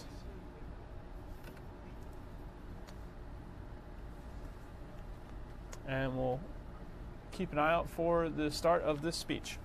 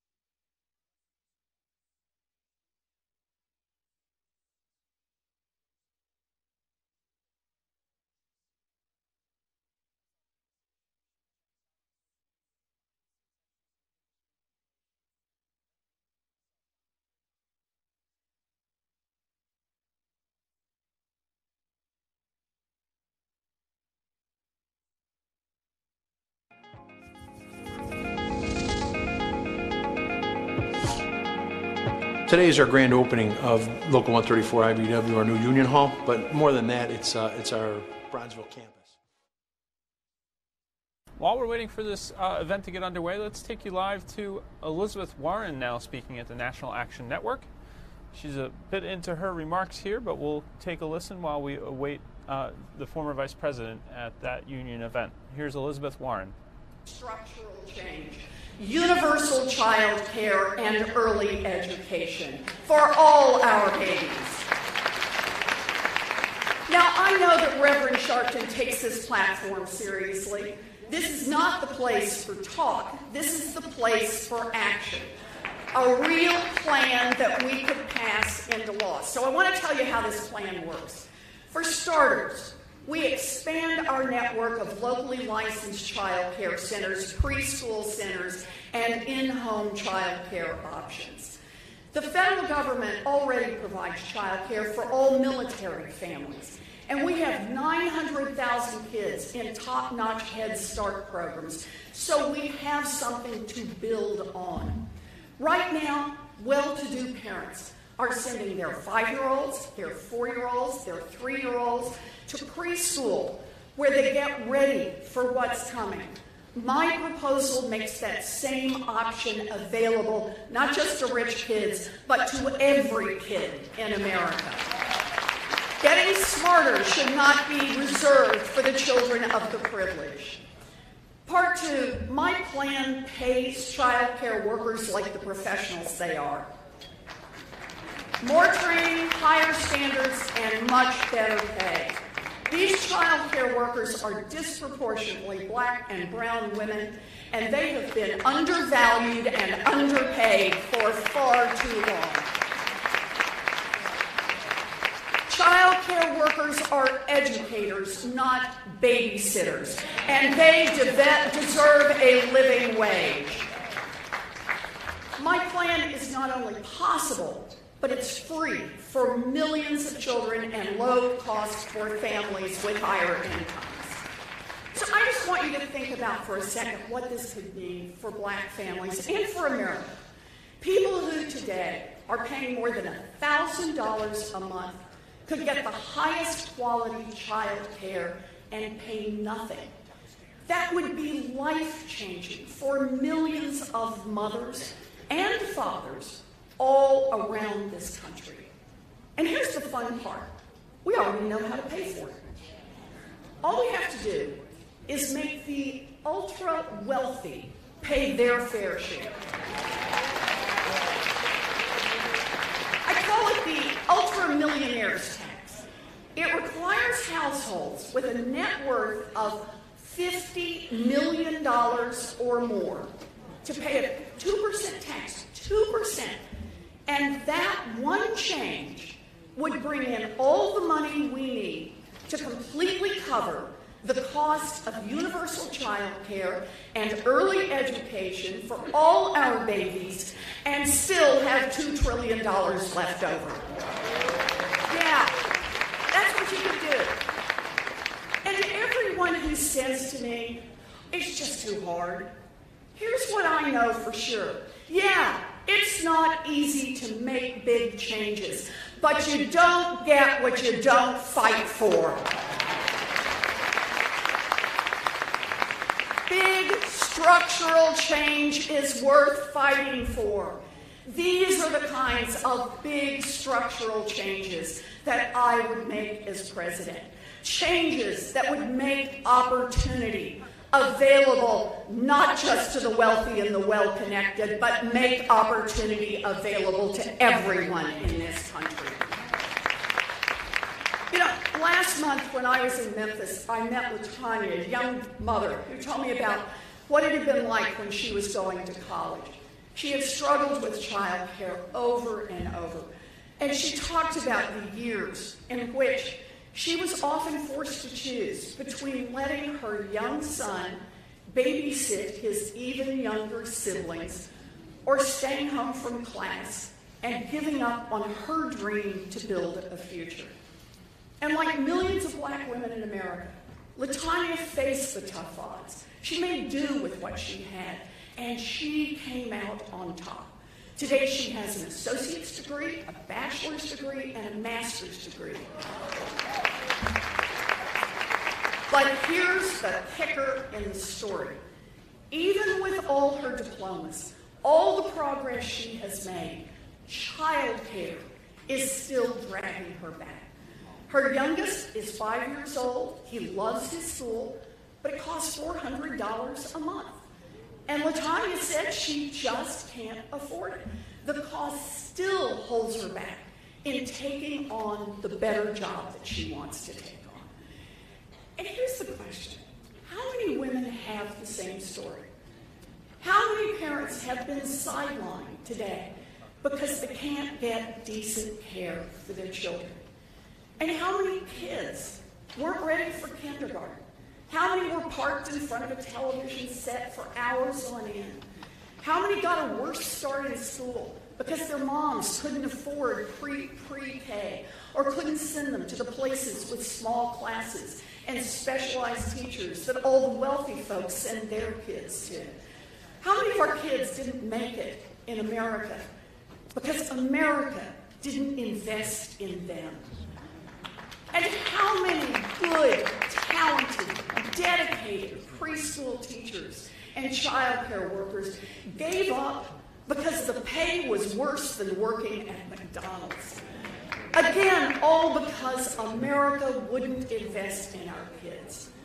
So I see this as a moment when it comes to us, and we can make change, big change in this country. Change for ourselves and change for our children. Yes, we need universal child care. But getting child care passed is a struggle because the people in Congress and the White House frankly think they can ignore what voters want. They plan to keep enough people away from the polls that they can stay in power. They are working hard to shut down our democracy. Just last year, the Republicans in North Carolina's 9th congressional district threw enough votes in the trash to rig an election. Massive voter suppression prevented Stacey Abrams from becoming the rightful governor of Georgia. They'll fight anyone who tries to stand up and push back.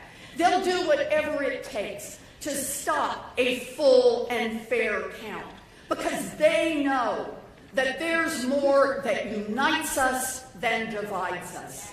They know that a durable majority of Americans believe in the promise of America. And they know that if all the votes are counted, we will win every time.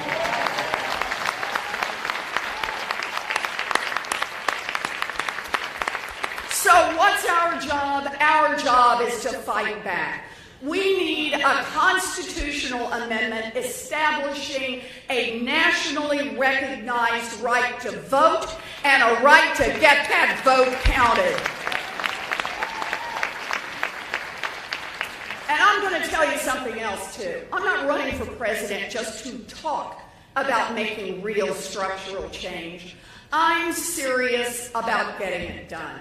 And part of getting it done is the reality of the United States Senate. Last year, the Senate passed a bill that would make lynching.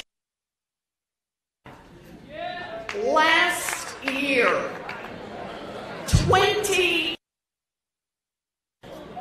Do you know when the first bill to make was introduced? 1918. 100 years ago. And it nearly became the law back then.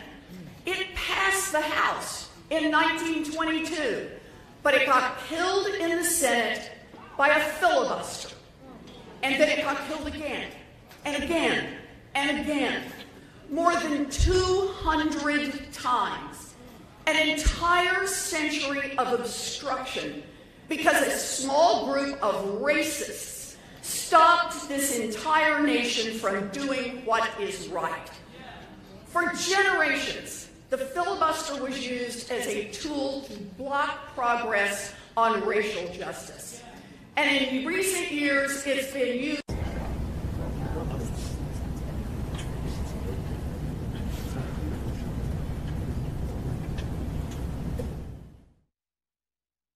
Hello, everyone. I believe our shot just changed there.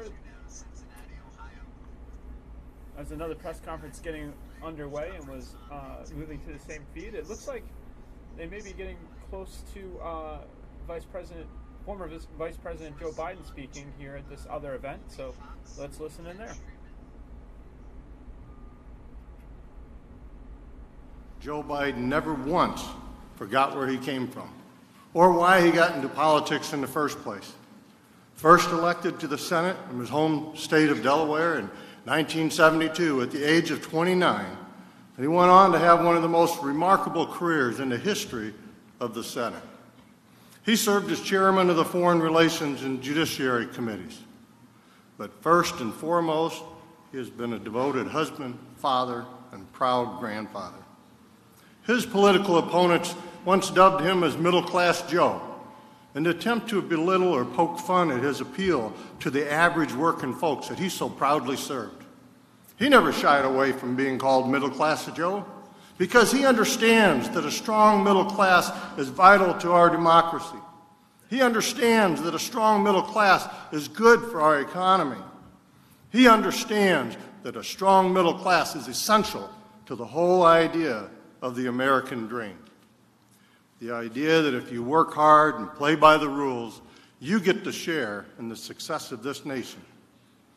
In 2008, Biden had the honor of being selected President Obama's vice president. And he stood side by side with the president, helping America come back from the worst economic crisis since the Great Depression, passing the Affordable Care Act, repealing Don't Ask, Don't Tell, elevating Justices Sonia Sotomayor, Elena Kagan to the Supreme Court, and keeping America safe. And Joe's never been afraid to tell people that one of the foundations of a strong middle class is a strong labor movement. He understands that America's labor movement must be partners in rebuilding an economy that values and respects hardworking Americans from all walks of life. As senator and as vice president, he's spoken out for those Americans who go to work every day. He stood up for the men and women who made this country what it is, because he knows as we as a nation are only as strong as America's working families. Throughout his long public career, Joe's always been one of IBEW's closest and most reliable friends. And by the way, the first labor union to endorse him as a young 29-year-old running for U.S. Senate was the IBEW.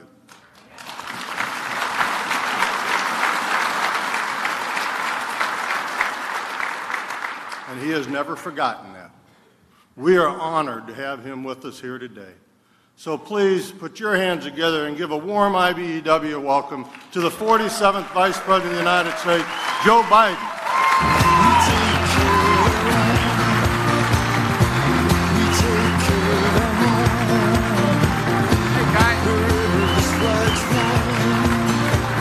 Whoa! It's good to be home. Whoa! Thank you. Thank you, thank you, thank you. Please, thank you. This may go to my head. Thank you, thank you, thank you, thank you, thank you, thank you. You know, as they say in parts of my old neighborhood in Scranton, you guys brung me to the dance. And you really did. And I just want you to know I had permission to hug Lonnie. We had permission.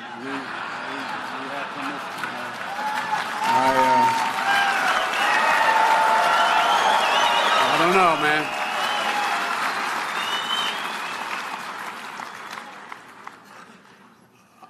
Anyway,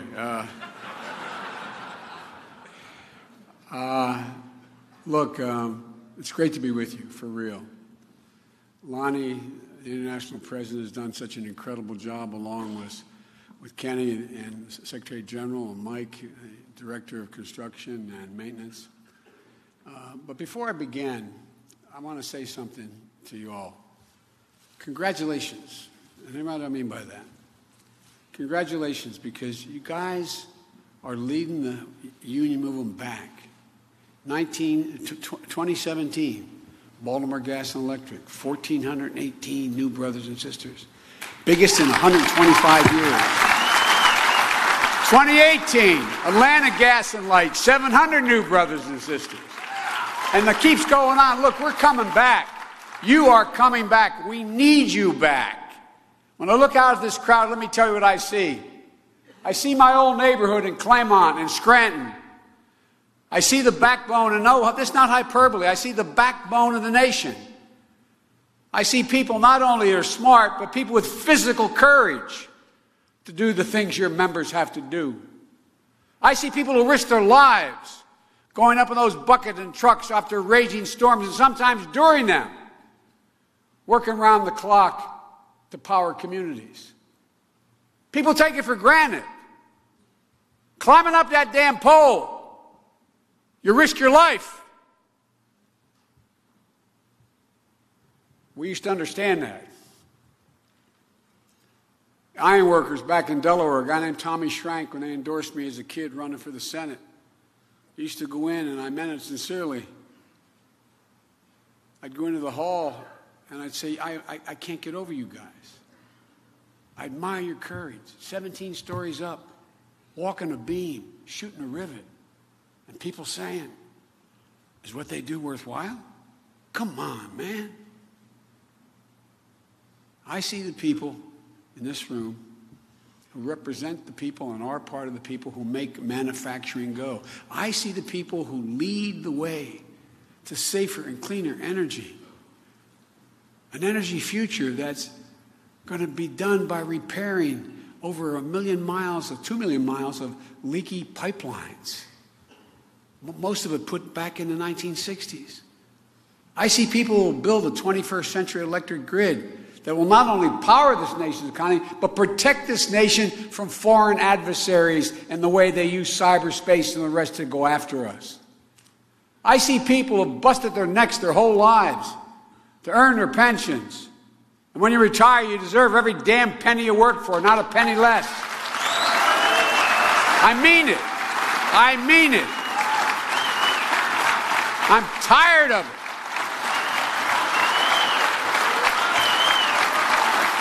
Look,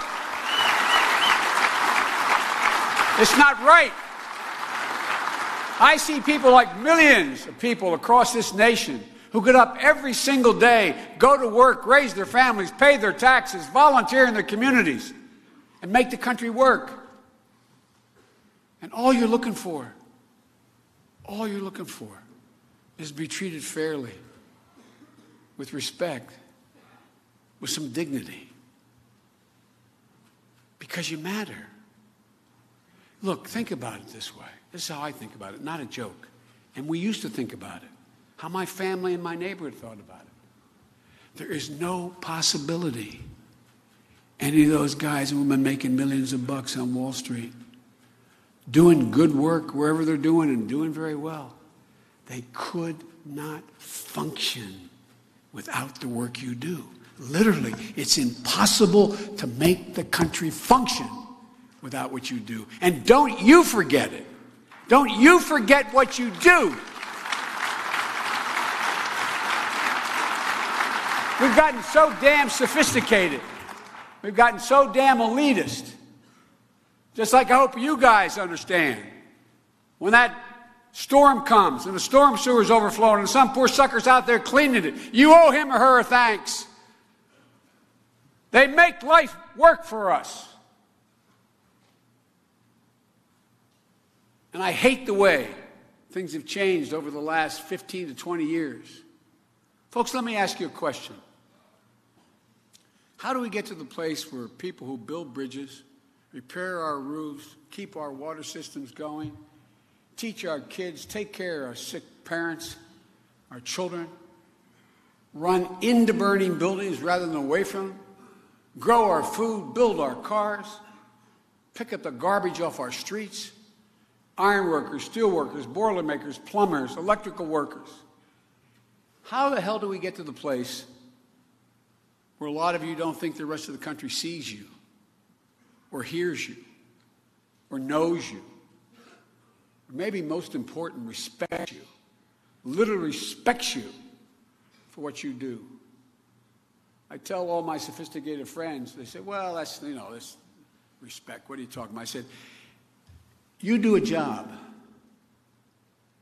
You hope if you do it well, your colleague's going to say, good job. It matters. It matters how we treat people. It matters how we talk to them. You guys are like me. I never walk away from a table without thanking the waiter. Not a joke. That's how I was raised. My father was a white collar. If you listen to Barack, you'd think he climbed out of a coal mine with a lunch bucket in his hand from Scranton.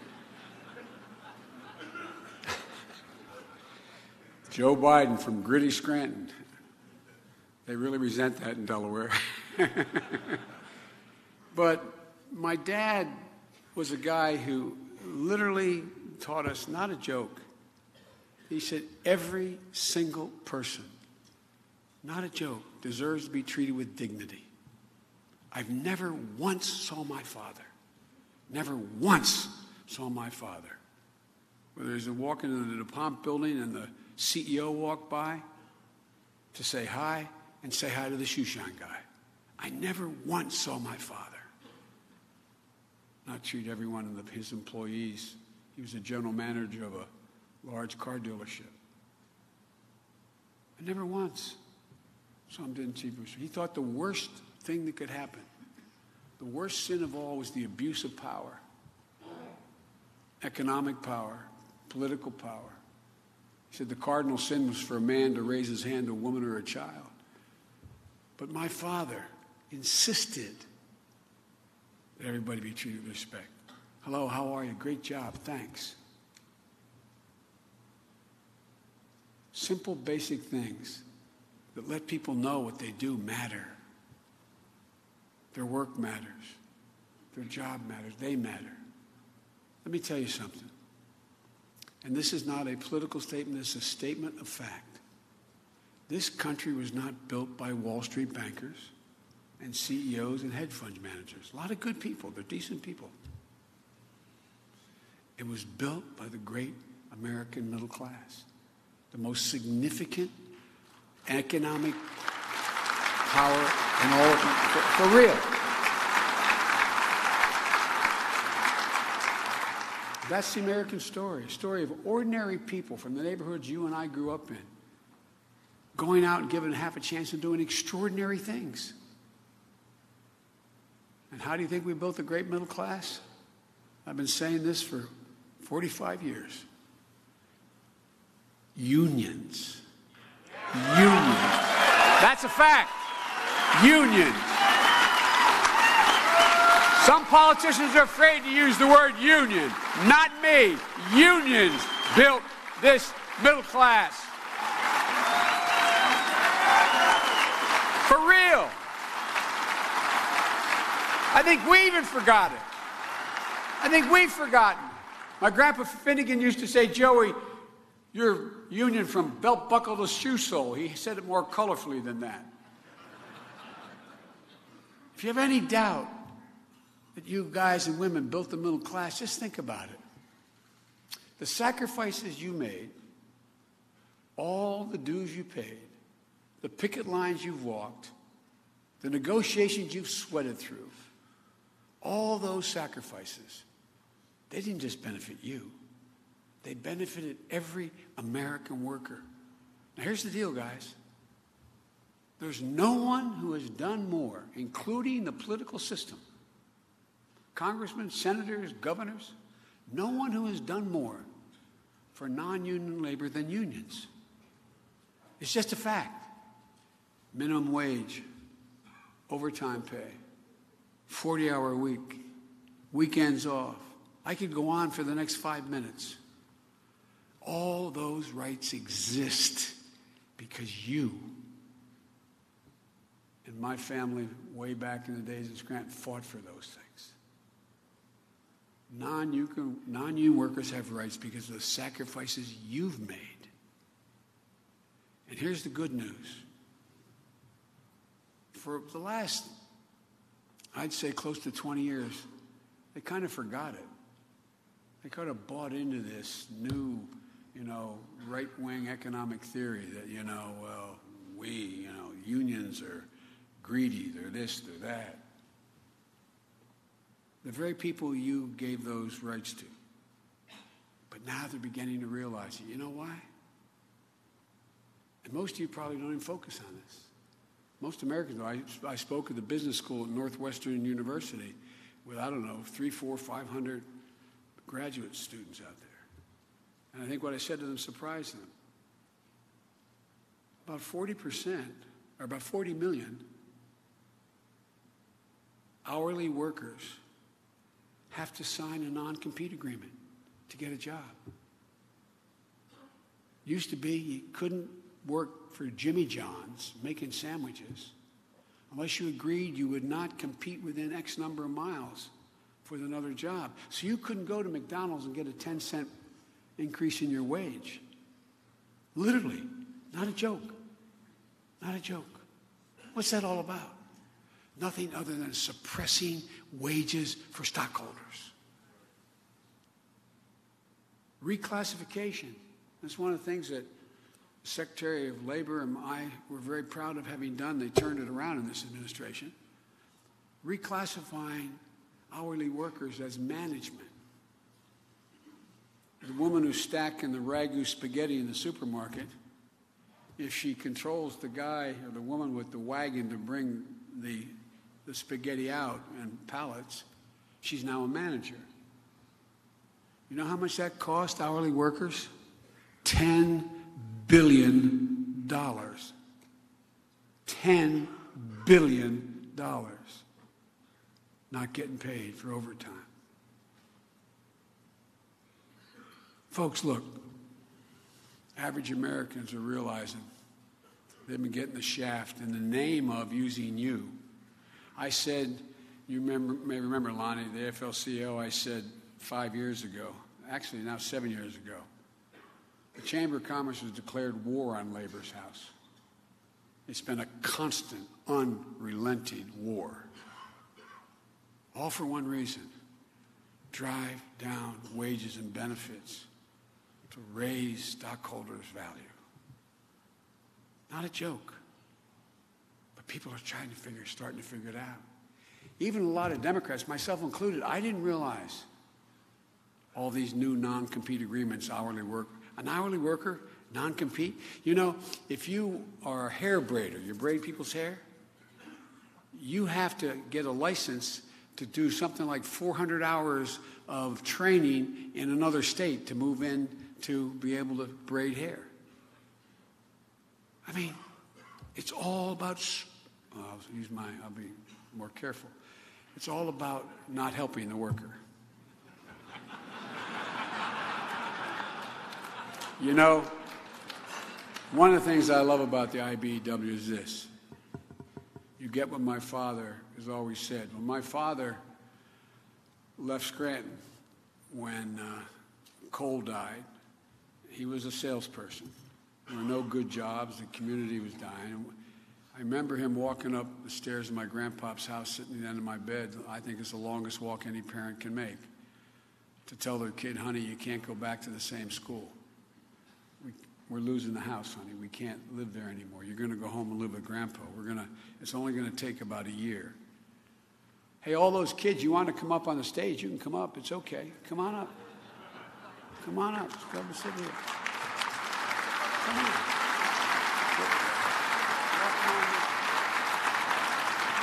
Any kids can come up. So, how you doing? What's your name? Hi, Nick.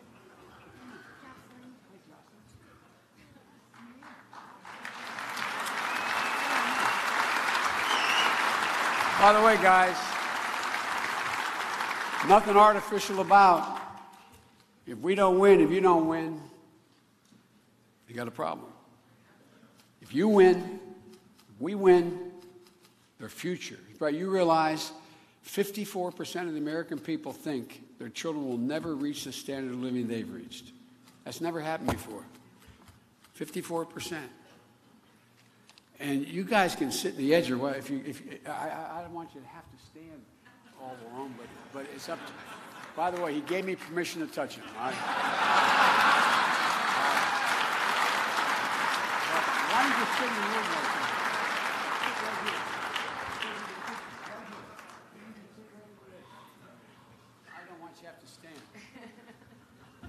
I'm sorry it takes so long, guys, but everybody knows I like kids better than people. But look, my father, when we moved down to Claymont, every time there'd be a recession, like the neighborhood you guys grew up in, somebody in the family lose a job or get laid off. It may be temporary, but, you know, a neighbor. My dad used to say, Joey, a job's about a lot more than a paycheck. It's about your dignity. It's about respect. It's about your place in the community. It's about being able to look your kid in the eye and say, honey, it's going to be okay, and mean it. Think about it. That's what a job's about. It's so much more than a paycheck. But a lot of people can't do that today. As I said, they don't believe that their children are going to be in the same position they were. They feel hopeless. They feel left out. Fear has crept into so many places around this country. So many times in our past, the worst among us, act like in the past, are preying on those fears to divide us. Why are you not have a job? Why are you getting a low-paid job? It's the other. It's the other. It's that immigrant. It's that black guy. It's that divide us. Divide us. It's an ugly extremism. It's on the rise in this country. We saw it most vividly in Charlottesville when Klansmen and white supremacists and neo-Nazis came out of fields, crazed faces illuminated by torches with bulging veins, bearing the fangs of racism, chanting literally the same anti-Semitic bile. The same anti-Semitic bile chanted in the streets of Nuremberg and Berlin in the 30s. A mean pettiness has overtaken our politics the last decade. Sometimes it seems like we can't govern ourselves because we don't talk to one another anymore. We barely talk to one another. My whole career, I've been able to get a lot of things done. I know I'm being criticized by some on the far left that I have actually think we should work with Republicans. But how do you get something done? Look, folks, this is not who we are. This is not the America we've known, we've grown up in. We have to remember what it is that makes this nation so special. And it's our core values. It's what we believe. It's the American creed. It sounds corny. We hold these truths self-evident. That all men are created equal, endowed by their Creator with certain inalienable rights. As I said, it sounds corny, but it's who we are. We've never fully lived up to it, to Jefferson's words, but we've never before walked away from them. Just walked away from them. I believe there's something the columnist David Brooks, conservative columnist in the Times, calls an invisible moral fabric, he talks about, that holds the nation together. It's made up of basic values, the values that define us. Honesty, decency, dignity, respect, giving everyone a fair shot, leaving nobody behind, giving hate no safe harbor, and leading by the power of our example, not just the example of our power. That's why the rest of the world has followed us. We are the shining hill, as Reagan said, the shining city on the hill, standing as a beacon for the world. But most importantly, we used to always understand, as Americans, that we're part of something bigger than just us. Something bigger than us. That's who we are. That's who we've been. That's who your parents were, your grandparents were. These are the values that made us the most respectful and successful nation in the history of the world. Not hyperbole. But look how we're viewed now. You know, there used to be a basic bargain in America. You guys know it better than anybody. It said that if you're part of building the success of an enterprise, you got to share in the benefits. You got to share in the profits. Not now. If an enterprise is hit hard, it used to be, everybody took a hit. The CEO, the managers, the hourly workers. But that bargain's been broken. Now the only people who benefit when a company does well are the CEOs and the shareholders, the people at the top. As I said, Republicans have adopted the conservative economist Milton Friedman's dicta in the late 80s when he said, a corporation only has one responsibility to its shareholders. That's an economic theory, only to its shareholders, not its employees, not to the community in which it resides, not to anybody but the shareholders. That's why you see these tens of billions of dollars of buyback of stock rather than reinvestment in training and expansion. Since when is that how we've run? I have a cartoon in my office. The president used to always come in and try to jokingly turn around. It's from the New Yorker. I still have it in my office at Penn. It's a picture of a great big rotund guy from New York Magazine in a black turtleneck, black mask, and a black beret, sitting at an end of a table like this. And The other end of the table is an interrogator, not on the other side, the other end. And there's a great big burlap bag in the middle with a dollar sign on it. And he's looking at the interrogator and saying, I'm sorry. How was I supposed to know? He was a job creator. You know, since when did my dad, who sold all those GM products, the guys in the assembly line in Delaware who made those products, the mechanics who kept them running, since when did they not contribute to the success of General Motors? But it used to be, as I said, everybody took a hit, but now the only people who get hurt when a company hits a rough patch are the workers. It's a one-way street. I couldn't remain silent after General Motors because I was the guy that was given blame and credit for bailing out, being the loudest voice in the administration for bailing out General Motors, an iconic industry, because I knew the capability of American labor. And American labor, the UAW took a big hit to get that done. The first year back, General Motors made $8 billion in profit. In 2018, they made $8 billion in profit. Just a few years after being bailed out by all of you, the American taxpayer. The CEO, good woman, CEO and top executives, the shareholders, they did incredibly well. Then the market turned on 4 of their products, maybe 5. GM hit a rough patch. So what happens? They close plants, lay off 17,000 UAW workers, announce they're going to build new facilities in Mexico, and the GM salary, the head of General Motors, goes from $22.9 million a year to $21.9 million. That year alone, they made $194,000. $1 million in a tax break. They could have given every one of those 17,000 people laid off a $10,000 severance pay to give them a chance to go somewhere.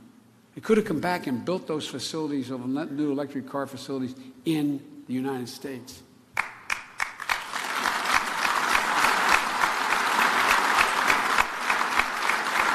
But guys, now it's every single cent. You say, where is the social responsibility? What's wrong? It's economically wrong and it's morally wrong. Sometimes I think President Trump is a tragedy in 2 acts. The first tragedy is that he treats and opposes every day the core values and beliefs of our nation. The things that go to our very democracy. The way he talks to people. The way he characterizes them. The guy who's the head of the Intelligence Committee calls him a pencil neck. I mean, what in the hell is happening? Our children are listening.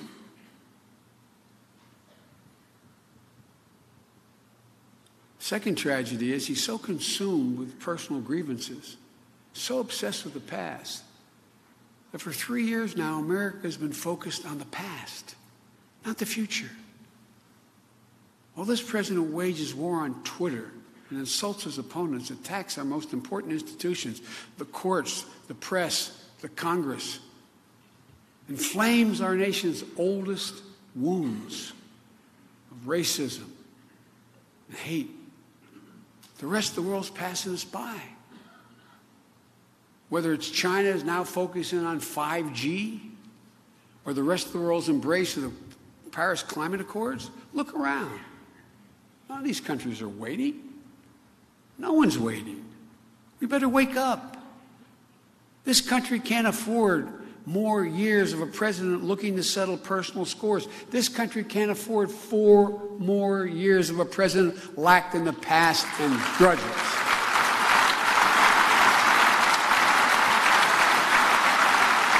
We've got to get moving. You guys know better than anybody else. You know the 21st century electrical grid can mean America a great deal for America, both in terms of our economy and our national security. You know the skills and job training that are needed to handle that new grid. You know the kind of good-paying jobs that are create. You know these are jobs of the future. Whether it's working with community colleges or job training programs, apprentice programs, you know how to get it done. Some things. The same thing goes across the board, from repairing and replacing those pipelines that were put in the ground in the 60s, a couple million miles of it. Protect our environment, prepare us for climate change. It will create a whole lot of good union-paying jobs if we do it. It's good for the middle class. This is a win-win situation. The kind of jobs you can raise a family on. You know, one of the great things you've done as a union is to make a commitment to diversity. Opening your doors, including everyone. Because what's true of unions is true of America. You're stronger, we're stronger when everyone's in on the deal. And you're proof of something that I couldn't believe more strongly. That as we rebuild this middle class, which has been clobbered, this time everyone comes along. Black, white, Latino, men, women, young, old, everyone. We can do this. It's time to put our petty politics aside. It's time to start talking with one another again. Politics. It's in politics. They're our opponents, not our enemies. You know, you had to get something done. Because I've been part of getting things done my whole career, it's time for America to start thinking big again, for God's sake. This is the United States of America. It starts with a complete overhaul of our nation's education. We have to start educating our kids sooner. We know so much more now. Every single university and expert in the world acknowledges that our kids get to kindergarten or first grade. By that time, much of their brain is already developed. We need even more focus on them in early education. We have to face up to the fact that 12 years of education is no longer enough. Community college should be free, and we can afford it, guys. We can afford it. Not a joke. We don't have to punish anybody.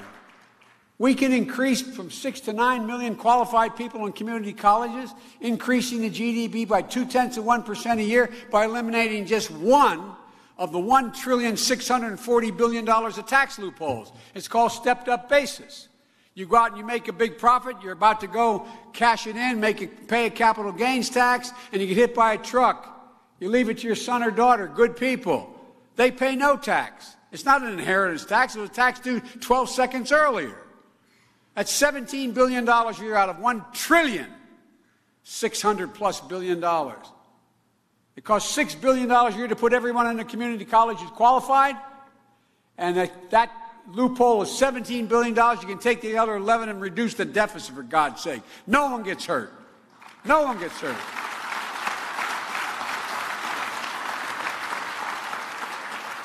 Look, folks, we need to invest in job training, apprenticeship programs, which you do. Not only after high school, post-high school, but in high school. Look around the country now. When we grew up, you could learn whether or not you liked working with your hands. You had shop, you had automotive companies, you had they don't exist in 90% of the schools anymore. What the hell's the matter with us? I did a study for the president, the jobs of the future. We need, for example, 57,000 more plumbers, 77,000 more. The list goes on. And you can make a decent wage. We should work to generate consensus. Democrats and Republicans, we used to know one another. If I know your husband or your wife, and you're a senator or a congressman, and I know they have breast cancer, or I know that you have a son or daughter with a opioid addiction, or I know you just lost your brother or sister, it's hard to dislike you. I know you. I make a personal connection. Make a personal connection. And we can work together to compromise. But when we don't even know one another, what happens? What happens? We attack each other. We attack each other based on motive. You're in the pocket of unions, Biden. You're in the pocket of big this. You're in the pocket of that. Hard to get to yes and a compromise when you can't even talk to one another. Democrats and Republicans can do better. Look, if we were building America today from scratch, we wouldn't just have a 12-year education system. The reason why we led the world beginning of the 20th century is because the only nation in the world that had universal 12 years of public education. That's what built this country. Built you and what you built. So, folks, my wife, Jill, who's a community college professor, says it best. She said, any country that out-educates us is going to out-compete us. It's just that simple. It's that basic. And I don't just mean high school. I don't just mean college.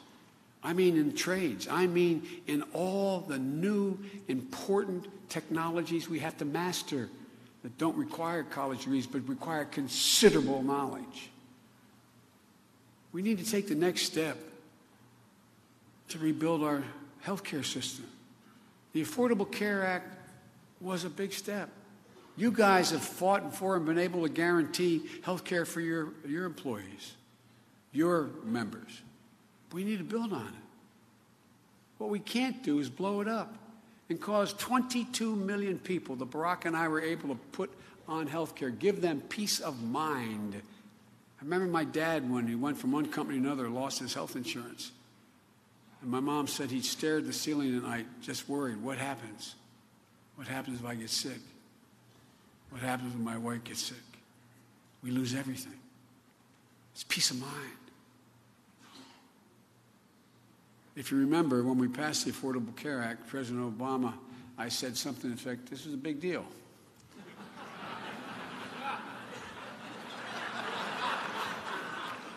I swear to God, I turned around this way, whispered in his right ear, and I swear somebody had to read my lips because it wasn't on. Anyway, thank God my mom wasn't around. I'd be dead. But look, it was a big deal. Obamacare is how we finally protected people with pre-existing conditions. Obamacare is how we made it possible for kids to stay in their parents' policies till they were 26, and so much more. And folks, every day I worked alongside the president as vice president, but I was never more proud to have participated in anything other than passing that bill. And as you all know better than anyone, we need a massive commitment to rebuilding our infrastructure. Republicans used to support infrastructure. What happened? The Erie Canal was built by a Republican governor, for God's sake. And we can do it by leveraging public money and private investment. But we can't wait. We can't have the 21st century economy and a 19th century infrastructure. We need to face the facts that climate change are coming. And it's here. No amount of burying our heads in the sand is going to change that. Look at what just happened to the U.S. Strategic Command in Nebraska because of the flooding of the rivers out there in Nebraska. Seriously impacted on our nuclear deterrence. Flooded out our base in the United States of America. The Strategic Air Command was rendered in a very precarious position because of climate change. It's not only a threat, it's an incredible opportunity. By moving to clean energy, by setting higher fuel standards for our cars, by limiting emissions from our power plants, by fortifying our cities and our coastlines, by facing up to just how many military bases here in the United States and abroad in the world are subject to rising tides, low-lying installations. We have to prepare. But it will create jobs, make us stronger. And one last thing, we need big goals to inspire this nation. For me, that means ending cancer as we know it. And we can do it.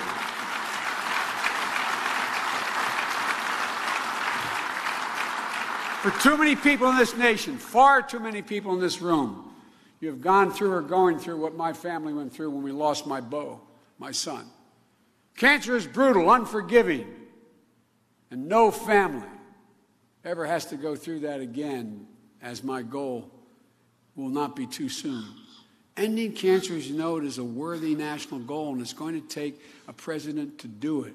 It's within our power. We're making enormous pressure. You know why? because we're forcing these guys to work with one another again. Docs don't play well in the sandbox together. They're wonderful, work like hell, but sharing data is not something that has been available till now. When I finished the moonshot in the administration, 21 heads of cancer hospitals and 5 Nobel laureates and a number of people came to me and said they want me to set up a Biden cancer initiative. I said, I've read everything I can about cancer and its cures and what needs to be done. But I said, I'm no expert. I said, why me? He said, you do two things well. You can convene people and you can shame them. I thought, that's a hell of a thing. But folks, I can honestly say I'm more optimistic today than when I got elected as a 29-year-old kid, not just about what we can do to cure cancer, but about America. America's in a better position, I'll end with this, than we've ever been in our entire career if we just get up off our feet, our backside, stand up, remember who the hell we are. We have the largest economy in the history of the world. We have the most powerful military in all of history. We have the most innovative entrepreneurs in the world. We have more great research universities in America than all the rest of the world combined. As my wife would say, Google it. We have the most agile venture capitalists. We have the most productive workers in the world. That's a fact. 3 times as productive as workers in Asia. We're virtually energy independent. Something no one thought of before. Folks, there's no reason why we can't own the 21st century. There's no reason why we can't. We just have to get out of our way. Remember who the hell we are. Folks, with you and your brothers and sisters in the movement, remembering who we are, that this is the United States of America. There's nothing we are incapable of doing. Nothing. So let's get the hell up and get it done. Thank you. Thank you.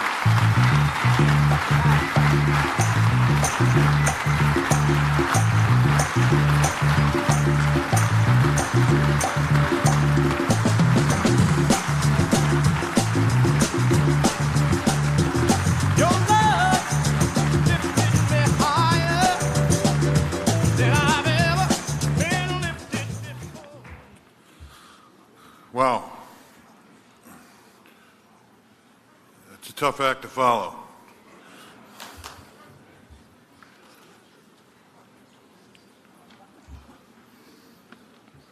But, you see, we are running...